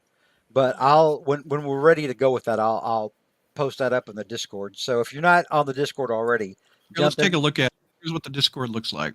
Yeah, jump into the Discord.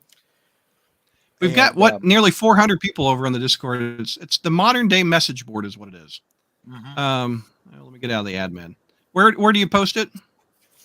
Of course, Secret Wars appears as the first thing. let me find it. Hang on here. Because I think actually, hang on. It may be easier to just I put it in Toys, Figures, and Games. I think. Okay, here you go. It was a while back. Let me look. Anyway, oh yeah, look, JR, you gonna pick this up? The new '90s cartoon Goblin. Oh, I already got one. I think didn't these come out some time ago, or is this? No, these are the Marvel Legends redos. It's got the '90s Mary Jane looking right here. Oh well, they hadn't come out. Oh, okay. Well, here's your Norman. You like it? Oh yeah. And the '90s sweater. It's a 2-pack, so they come together. Oh wow! The Green Goblin should be with Gwen then. No. I've seen there we go. The Britney Spears face. It's in Toys. It's in Toys, Figures, Games, Brad. It goes back to March 20th. March 20th. Let's go back to March 20th. Oh, this shows you how popular the Discord page is. It's going to take me a minute to get back up there. And I also posted a link to my Twitch channel, because that's where we'll be streaming it, is on Twitch. And then we'll upload it to YouTube for anybody that wants to see it later. March 20th. Is this it? Nope. Nope. You're clearly on the 21st. Keep scrolling up. Oh, yeah. I'll keep going. Yeah.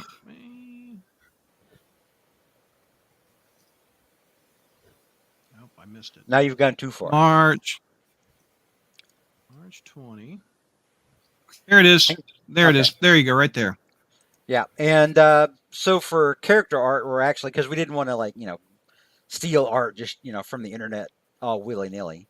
So we're actually using the art assets that are available in a game called Champions Online, which is an MMO for superheroes, which originally was supposed to be a Marvel MMO before Marvel did their other game, their Marvel Heroes game.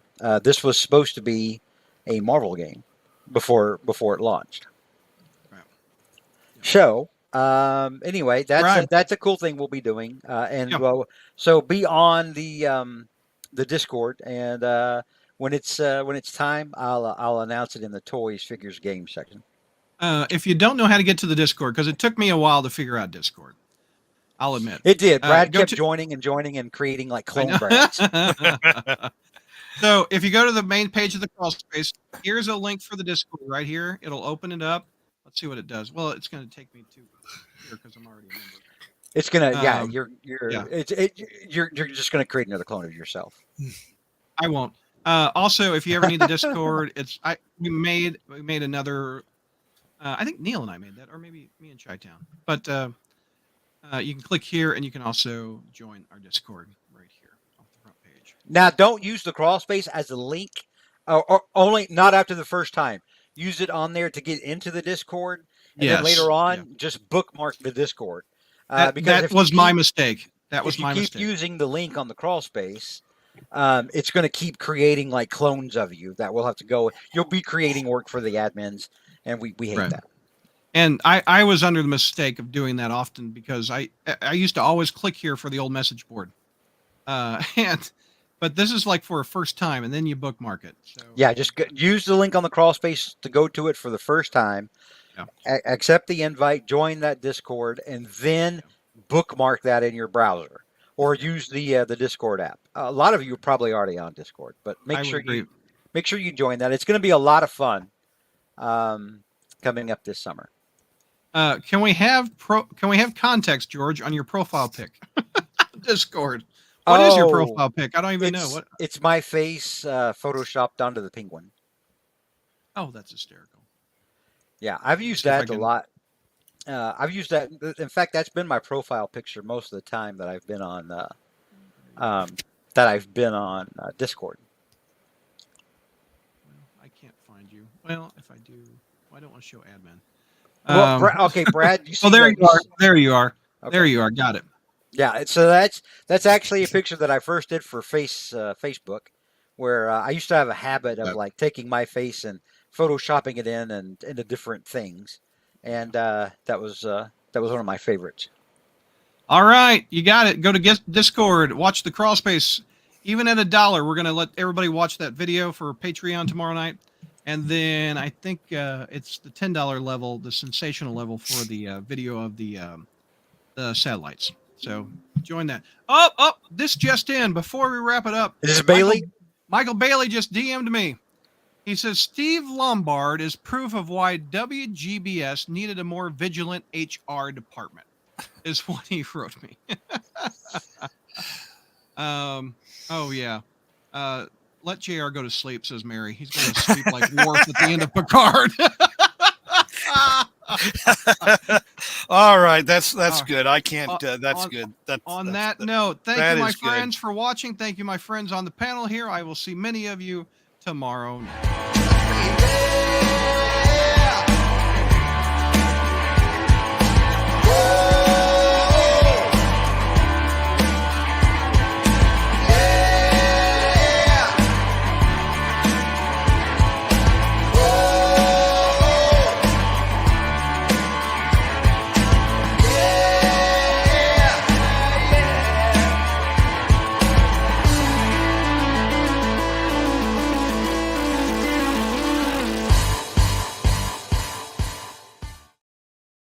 They left me. Good night, friends. Thank you.